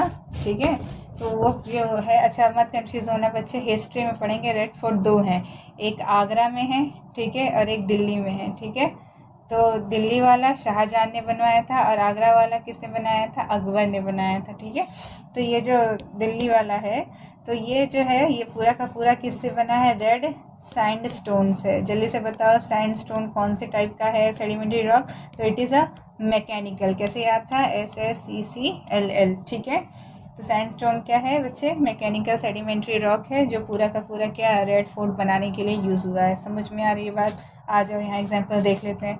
तो clastic sedimentary rock, that is mechanical, तो ये ग्लोगनोमेरेट, सैंडस्टोन, सेल, और ये आपको बस याद रखना है। ठीक है, और क्ले और लीस ओलोस वो याद रखोगे। ठीक, ये थोड़ा सा देख लेना, स्टिल स्टोन, मड स्टोन, रेकिया, कभी कभी पूछ लेता है एग्जामिनर। ठीक है, ऑर्गेनिक सेडिमेंट्री के एग्जांपल देखो, लाइमस्टोन। लाइमस्टोन क्या होता है बच्चे, परमिएबल। परमिएबल का मतलब क्या होता है, जो वाटर को अपने थ्रू पास होने के लिए अलाउ करता है। तो आपने चौक देखा होगा, चौक हमारी मिस पहले वो ऐसे चौक को पानी लगा कर उसके बाद बोर्ड पे लिखती थी तो पहले तो पूरा काला दिखता था, फिर अचानक से क्या होता था उसका पानी उड़ जाता था और पूरा वाइट दिखता था। हम लोग को लगता था जादू कुछ तो हुआ, एक डिसअपियरिंग इंक। बाद में पता चला वो पानी था। ठीक है, तो लाइमस्टोन के अंदर क्या होता है, पानी आ जाता है। ठीक, मतलब वो पानी को एब्जॉर्ब कर लेता है। तो आपको पता होगा ये जो मेडिटेरियन सी मैंने आपको बताया था, वहाँ पर बहुत सारे कास्ट एरिया है। कास्ट एरिया मतलब वहाँ पर बहुत सारे क्या सेडिमेंट्री रॉक मिलते हैं, किसके, लाइमस्टोन के। अब हम जब लैंड फॉर्म पढ़ेंगे तो उसमें देखेंगे लाइमस्टोन से बनने वाली अलग अलग लैंड फॉर्म्स। ठीक है, कोल, ऑयल शेल, ये पीट आपको पता होगा कोल का सबसे खराब वर्जन पीट होता है। ठीक है, डाइटोमाइट। ठीक है, अच्छा यहाँ आ जाओ, केमिकली फॉर्म्ड जो होता है वो कौन सा है, तो डोल स्टोन। मैंने आपको बताया डोलोमाइट ही डोल स्टोन। ठीक है, जिप्सम याद रखोगे, ये बेसिक इन नेचर होता है। लाइमस्टोन, चॉक, ये फॉसिल फेरस लाइमस्टोन, और ये क्यूनिक्वा याद रखोगे। चलो अब आगे बढ़ जाते हैं। डन, अपना सेडिमेंट्री हो गया, इग्नीशियस हो गया। अब आ जाते हैं अपना लास्ट, दैट इज मेटामॉर्फिक पे। ठीक है, तो मेटामॉर्फिक क्या होता है बच्चे, शायद हमें बस यही वाला स्लाइड पढ़ना है। ठीक है, देखो मेटामॉर्फिक क्या होता है बच्चे, इस मेटामॉर्फिक का मतलब ही होता है ट्रांसफॉर्म्ड। ठीक है, ट्रांसफॉर्म्ड याद रहेगा। मतलब कैसा होता है कि एग्जिस्टिंग रॉक, जो भी अभी के रॉक है, चाहे वो क्या हो, सेडिमेंट्री हो, चाहे वो इग्नीशियस हो, एल लिख दिया यहाँ आए, चाहे वो सेडिमेंट्री हो, इग्नीशियस हो, या फिर खुद मेटामॉर्फिक हो, ये सब क्या होता है, अगर इनके ऊपर ट्रेमेंडस हीट, प्रेशर या फिर वॉल्यूम चेंज लगाया, कैसे मैं अभी बताती हूँ। तो वो लोग क्या करते हैं, ये फिजिकल और केमिकल चेंजेस अपने अंदर कर लेते हैं। फिजिकल चेंजेस कैसे, मतलब कि रॉक का टूट जाना, ये सब तो नॉर्मल है, लेकिन इसकी वजह से रॉक थोड़ी ना बदल जाएगा। लेकिन जो केमिकल चेंज किसी के अंदर हो जाता है तो मतलब कि वो पूरा अपना बदल चुका है, वो पहले से कुछ और बन चुका है। तो जब पहले से कुछ और ट्रांसफॉर्मेशन हो जाता है, उसी को क्या बोलते हैं बच्चे, मेटामॉर्फिज्म। ठीक है, और वो जो वैसे रॉक बने होते हैं इस प्रोसेस से, उनको बोलते हैं मेटामॉर्फिक रॉक। ठीक है, तो कैसे बोलोगे, transformation by recrystallisation and reorganisation within original rock. मतलब जो भी रॉक है आपके पास, उसके अंदर आपने ट्रेमेंडस हीट, प्रेशर लगाया और फिर क्या हो गया, उसका रिक्रिस्टलाइजेशन हो गया। रिक्रिस्टलाइजेशन मतलब ऐसे टेम्परेचर लगाते हैं ना, तो ये क्या हो गया, बहुत ज़्यादा ये गर्म होके क्या हो गया, कूल, मतलब लिक्विडिफाई हो गया और फिर ठंडा हो गया। तो इसी को क्या बोलते हैं बच्चे, रिक्रिस्टलाइजेशन, मतलब फिर से क्रिस्टल बनाना। ठीक है, और उसी में क्या होता है बच्चे, ये अलग अलग मॉलिक्यूल्स अलग अलग जगह पे ऑर्गेनाइज हो जाते हैं। आप अगर केमिस्ट्री पढ़ोगे तो सॉलिड स्टेट केमिस्ट्री में वहाँ पर आपको डीप में पढ़ाया जाता है। ठीक है, इसी को क्या बोल जाते हैं, metamorphic rock, that is metamorphism. ठीक है, तो इसमें दो चीज़ें होती है बच्चे, जैसे मैंने आपको बताया था लिथिफिकेशन कहाँ होता है, आपके सेडिमेंट्री रॉक्स में लेयर बाय लेयर क्या होते हैं, सारे रॉक आपस में जम जाते हैं। वैसे यहाँ मेटामॉर्फिक में दो मेन फिनोमिना होता है, एक होता है बैंडिंग और दूसरा होता है लीनिएशन और तीसरा होता है फोलिएशन। ठीक है, फोलिएशन मैं आपको अभी बताऊंगी, सबसे मेन बैंडिंग और लीनिएशन। ठीक है, तो बैंडिंग क्या होता है कि यहाँ पर अल्टरनेट डार्क और लाइट बैंड्स बन जाते हैं। जैसे ये देखो, ये आपका एक मेटामॉर्फिक रॉक है, यहाँ देख रहे होगे लाइट डार्क, ये जो बैंड बने हुए हैं इसी को क्या बोलते हैं, बैंडिंग। और ये कहाँ पर मिलते हैं बच्चे, आपको मेटामॉर्फिक रॉक में ही मिलेंगे। ठीक है, अब देखो ये लीनिएशन क्या होता है बच्चे, lines appear in between rock. देख रहे हो बच्चे कैसे लाइन दिख रही है यहाँ पर, तो इसी को बोलते हैं लीनिएशन। और फोलिएशन क्या होता है, देखो यहाँ पर देखो, foliation that is flattening, low lineation मतलब ऐसे टुकड़े टुकड़े जैसे दिखाई देना। फिर एक लीनिएशन देखो, लाइन लाइन लाइन, और एक होता है फोलिएशन प्लस लीनिएशन, मतलब लाइन भी है और टुकड़े भी दिख रहे हैं। इसमें इतना डीप में नहीं जाना है, बस आपको ये याद रखना है, बैंडिंग एंड लीनिएशन। ठीक है, कभी कोई क्वेश्चन पूछेगा, ऐसे बैंडिंग लिख देगा, लीनिएशन लिख देगा, लिथिफिकेशन लिख देगा, बोलेगा बताओ विच of the process is related with metamorphic rock, तो आपको पता होना चाहिए। ठीक है, चलो अब हम इसके भी थोड़े एग्जांपल्स मतलब टाइप्स पढ़ लेते हैं। तो ये दो टाइप का होता है, एक थर्मल मेटामॉर्फिज्म होता है, एक डायनामिक मेटामॉर्फिज्म।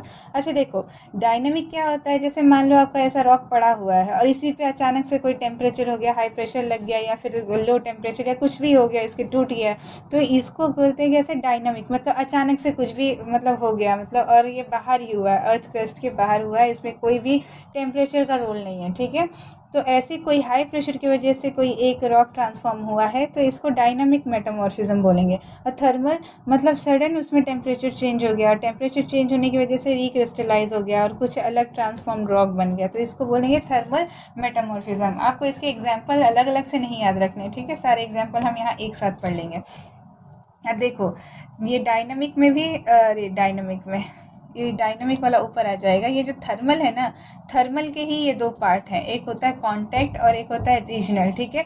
तो कांटेक्ट में क्या होता है बच्चे, alter due to contact with magma और लावा। जैसे मान लो कि आपका जो रॉक था, ये रॉक जो भी था सेडिमेंट्री हो सकता है, इग्निशियस हो सकता है, या खुद मेटामॉर्फिक भी हो सकता है। अगर ये किसी मैग्मा के, जैसे मैग्मा जैसे आपका ये क्या है, मान लो ये आपका वोल्केनो है, यहाँ से मैग्मा निकल रहा है, तो जो ऑलरेडी एग्जिस्टिंग यहाँ पर रॉक होंगे ये या तो ये क्या होंगे, या तो इग्निशियस होंगे या सेडिमेंट्री होंगे। इसके ऊपर अचानक से लावा गिरा तो ये टेम्परेचर क्या हुआ, इंक्रीज हुआ, और सडन इंक्रीज इन टेम्परेचर यहाँ की जो एग्जिस्टिंग जो रॉक थे उनको क्या किया, उसने ट्रांसफॉर्म कर दिया। तो यहाँ पर क्या हो गया ये चीज़, इसी को बोलते हैं कांटेक्ट अल्टरेशन, ठीक है। मतलब ये मैग्मा या लावा के कांटेक्ट में आकर जब कोई थर्मल मेटामॉर्फिज्म हुआ हो, ठीक है।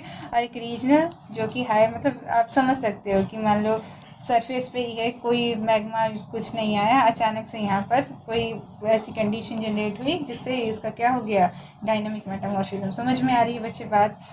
तो आपको क्या याद रखना है बच्चे, मेटामॉर्फिज्म कैसे होता है, क्या होता है, किस में होता है, उसके दो टाइप्स, ठीक है। एक यहाँ भी याद रखना, कांटेक्ट और रीजनल, नाम से भी पता चल रहे होंगे, ठीक है।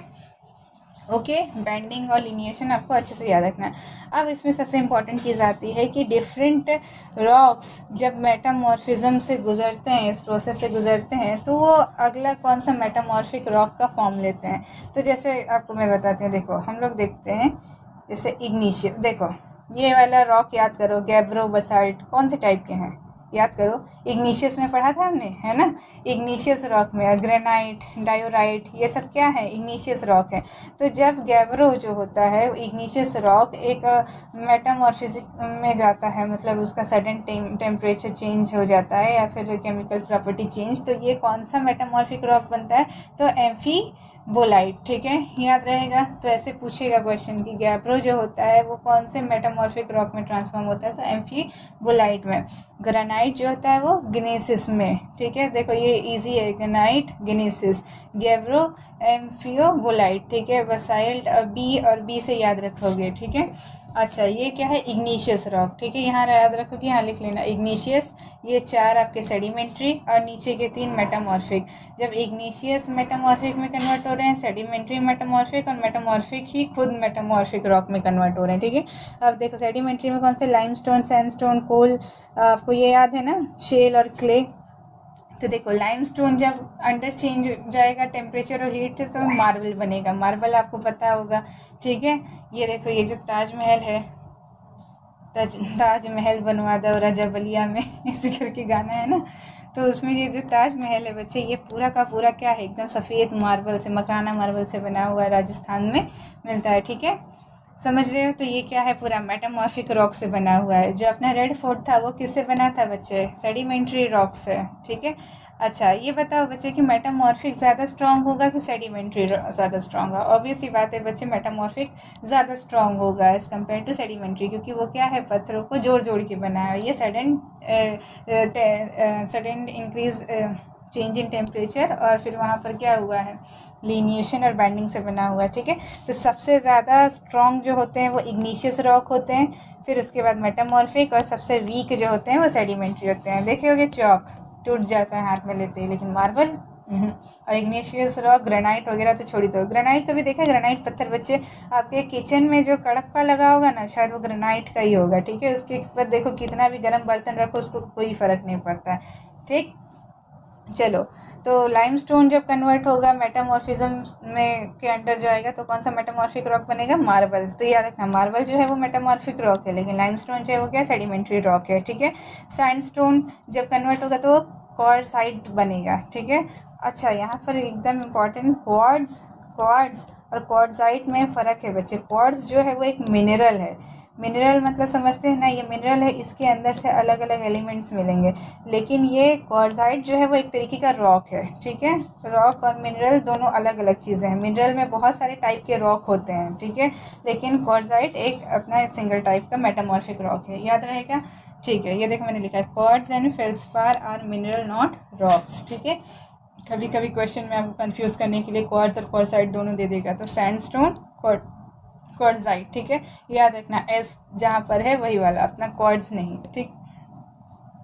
चलो, कोल जो होगा वो जब अंडरगो मेटामॉर्फिज्म हो जाएगा तो क्या बनेगा, ग्रेफाइट या फिर डायमंड। आपको पता होगा कोल बहुत ज़्यादा अंडर टेम्परेचर हीट क्या होता है, डायमंड बनता है, ठीक है। तो ये बोलते हैं कि अरे कोयला जब एकदम टेम्परेचर से गुजरता है तभी तो हीरा बनता है। तो मतलब आप जितना प्रैक्टिस करोगी, जितना आप काम करोगे, जितना पढ़ोगे, फिर उतना ही घिस घिस के क्या डायमंड जैसे चमकोगे। ऐसे बहुत ज़्यादा मोटिवेशन मम्मी और पापा देते रहते हैं, ठीक है, टीचर देते ही हैं, और अच्छी बात है। चलो, तो अब शेल और क्ले जो होता है, ये जो होता है वो जब मेटामॉर्फिज्म के अंडर हो जाता है प्रोसेस के, तो ये स्लेट बनता है। स्लेट याद है आपको, स्लेट आपने देखा होगा, जो चौक के अलावा भी एक ऐसा खड़ी बार वाली पेंसिल आती है, मतलब चौक आती है, ये स्लेट की बनी हुई होती है, ठीक है, समझ रहे हो। तो स्लेट मतलब वो मत समझना जिसके ऊपर चौक से लिखते थे। तो स्लेट शेल जो है वो एक सेडिमेंट्री रॉक है, वेयरएज स्लेट जो है वो एक क्या है, मेटामॉर्फिक रॉक है। ये सब कौन से टाइप थी बच्चे, तो सेडिमेंट्री, ठीक। इग्निशियस ये रही। अब आते हैं मेटामॉर्फिक।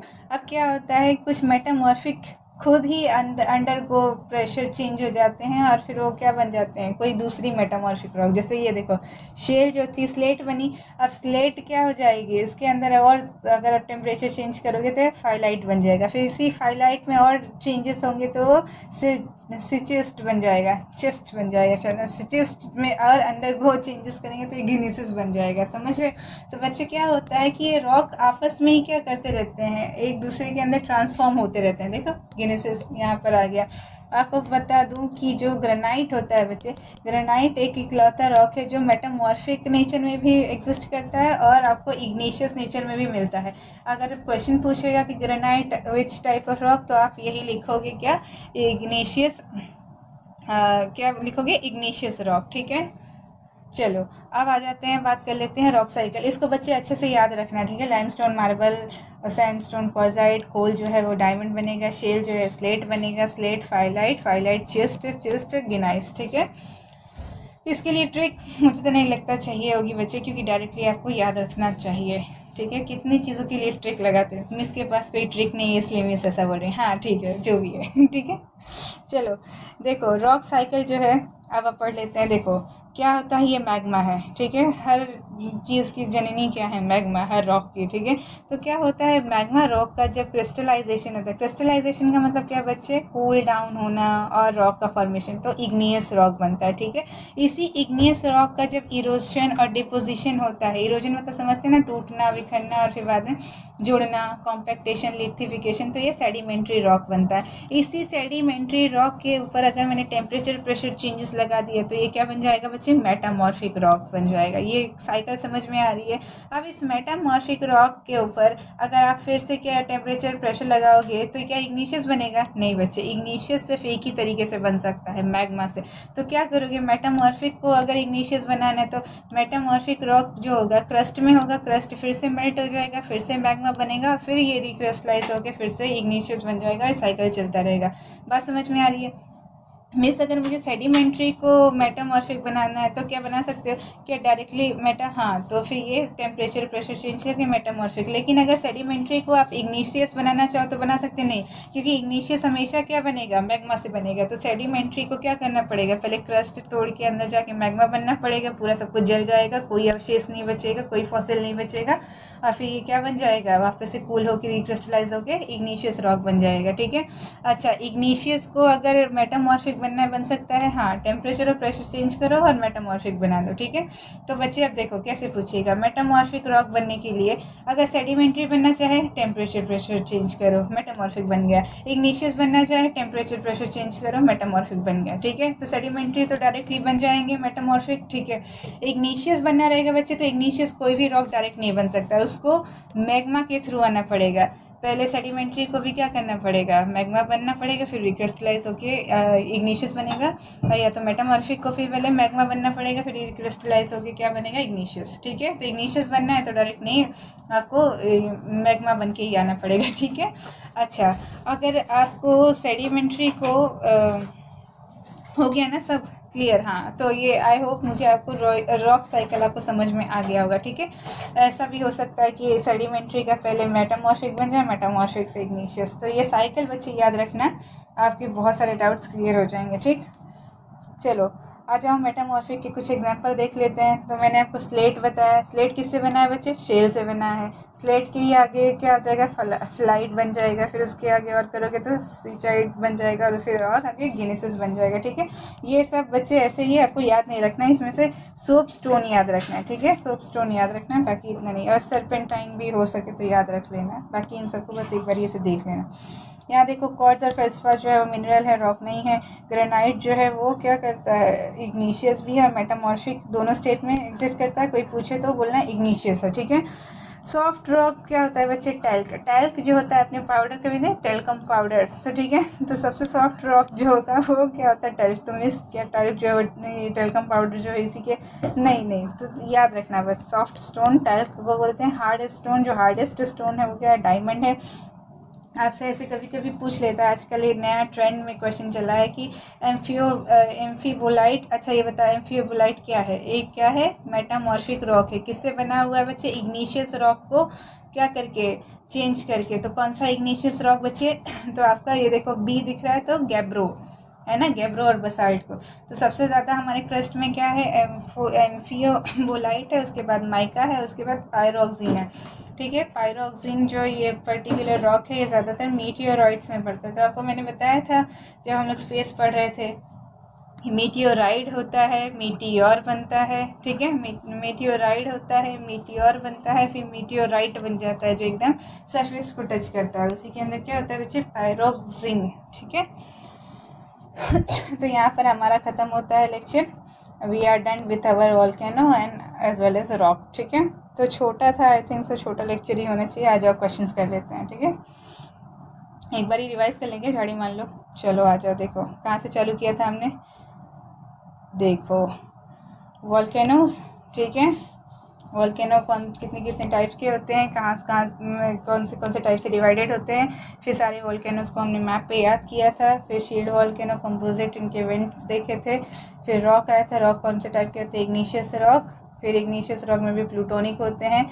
फिर sedimentary, and then we are done with our metamorphic rock, ठीक है। आज क्वेश्चन सॉल्व कर लेते हैं। चलो फर्स्ट क्वेश्चन पढ़ो, देखो क्या लिखा हुआ है। Which of the following is correct. First statement देखो, काकराटुआ, ठीक है। Krakatoa is located near Sumatra island, Indonesia. क्या सही है, हाँ सही है। काकराटुआ मैंने आपको दिखाया था, यहाँ पर सुमात्रा था, यहाँ पर जावा था, ठीक है। तो सुमात्रा के बाजू में ये काकराटुआ था। तो फर्स्ट इज करेक्ट, ठीक है। तो ओनली वन, ऑल भी हो सकता है, नन तो नहीं हो सकता है, 2 और 3 भी नहीं हो सकता, तो ए या बी होगा, ठीक है। सेकंड स्टेटमेंट देखो, it is a strato volcano forming acidic igneous rock. Strato बच्चे बार बार क्या कर रहा है, बहुत तगड़ा तगड़ा क्या इरप्शन कर रहा है, तो ठीक है। तो और वो भी एसिडिक है, शायद मैंने आपको बता नहीं होगा। तो यहाँ से एसिडिक लावा ही बाहर निकलता है, तो क्या बनाएगा, स्ट्रेटो वोल्केनो ही बनाएगा। स्ट्रेटो का और नाम क्या है बच्चे, कंपोजिट, ठीक है। तो ये भी क्या है, करेक्ट है। देखो तो वन और ओनली वन तो हो नहीं सकता, तो ऑल ही होना पड़ेगा। थर्ड स्टेटमेंट देखो, इट हैज़ पावरफुली इरप्टेड इन 1883। 88 में दुनिया खत्म हो गई थी पर बच गई, ठीक है। Making it world's most explosive eruption and loudest noise on earth, that is 310 decibel की, ठीक है। 180 में तो एकदम कान खराब हो जाते हैं, 310 तक आवाज़ निकाला था उसने। तो इसका क्या आंसर है, option number B. Second question देखो बच्चे, तो क्या लिखा है, पॉज करके आप ट्राई करो, उसके बाद मेरा देखना एक्सप्लेनेशन। देखो plutonic rock refer to which of the following, ठीक है। तो आप प्लूटोनिक बॉडी को मतलब देखो कौन सा नीचे से ऑप्शन होगा जो प्लूटोनिक बॉडीज़ के बारे में करेक्ट डेफिनेशन बता रहा है। तो देखो ए कौन सा, igneous rock masses formed by rapid cooling of lava on the earth surface. तो बच्चे प्लूटोनिक बॉडी तो हमने कुछ इंट्रूसिव जैसे पढ़ा था ना, तो अर्थ के सरफेस क्यों होगा, तो ये तो गलत। देखो B, large intrusive igneous bodies formed by slow cooling of magma beneath the earth crust. Beneath का मतलब नीचे, और यही हमने पढ़ा था, तो दिस इज करेक्ट, ठीक है। सी देखो सेडिमेंट्री रॉक, हमेशा बच्चे ऑप्शंस जो होते हैं ना वो एलिमिनेशन से करा करो। जैसे ए ऑप्शन एलिमिनेट हो गया, बी आपको लग रहा है फिर भी सी और डी देख लेना है, ठीक है। तो सी देखो क्या है, सेडिमेंट्री रॉक लेयर फॉर्म में, सेडिमेंट्री का नाम ही सुन के हटा दो भाई, प्लूटोनिक रॉक तो इग्निशियस होते हैं ना, सेडिमेंट्री का। Metamorphic rock due to intense pressure, नहीं ये भी नहीं है, तो बी इज करेक्ट आंसर, ठीक। आ जाओ थर्ड क्वेश्चन देखो बच्चों, थर्ड क्वेश्चन क्या है देखो, ये मैच द फॉलोइंग है। चलो देखो, तो गैब्रो जो है, ठीक है, गैब्रा जो है वो क्या है, ये एक तरीके का इग्निशियस रॉक है, ठीक है। जब ये मेटामॉर्फिक चेंज जाएगा तो इनमें से कौन सा रॉक बनेगा बताओ, गैब्रो, गैब्रो बी से क्या बनेगा, बोलाइट, ठीक है। तो ये वन जो है वो डी के साथ, तो कहें देखो वन डॉट डी के साथ, ऑप्शन ही खत्म। ये क्वेश्चन बड़े काम के होते हैं, दिखते बहुत हार्ड है लेकिन इजी बहुत होते हैं। देखो एक ही आपने देखा और वो ख़त्म हो गया, ठीक है। फिर भी मान लो दो ऑप्शन अगर डी से मैच कर जाते हैं, तो देखो अगला देखो, ग्रेनाइट क्या है, ग्रेनेसिस, तो टू का सी देखो यहाँ पर मिल रहा है, यहाँ सब जगह मिल रहा है, ठीक है। तो ऐसे करके ऑप्शन एलिमिनेट करके देखना है, ठीक है। लाइमस्टोन कहाँ आ जाएगा, मार्बल के साथ चला जाएगा, सैंडस्टोन क्या है, क्वार्ट्जाइट हो जाएगा, ठीक है। तो option number D is the correct answer, ठीक। फोर्थ वाला आपके लिए होमवर्क है, इसको आप करके ले आना, ठीक है। ईजी है, मेटामॉर्फिक रॉक के बारे में है। एंड ये क्या करोगे आप, अटेंडेंस लगाओगे, नंबर ऑफ स्टूडेंट्स भी बढ़ाओगे, क्लासरूम में बच्चे होंगे तो अच्छा लगेगा। और अगला लेक्चर मत मिस करना बच्चे, और सारे रिक्वेस्ट लेक्चर सीक्वेंस में देखो, ठीक है। तो कॉल इट अ डे करते हैं, कॉल इट अ डे, ठीक है बच्चों, जय हिंद।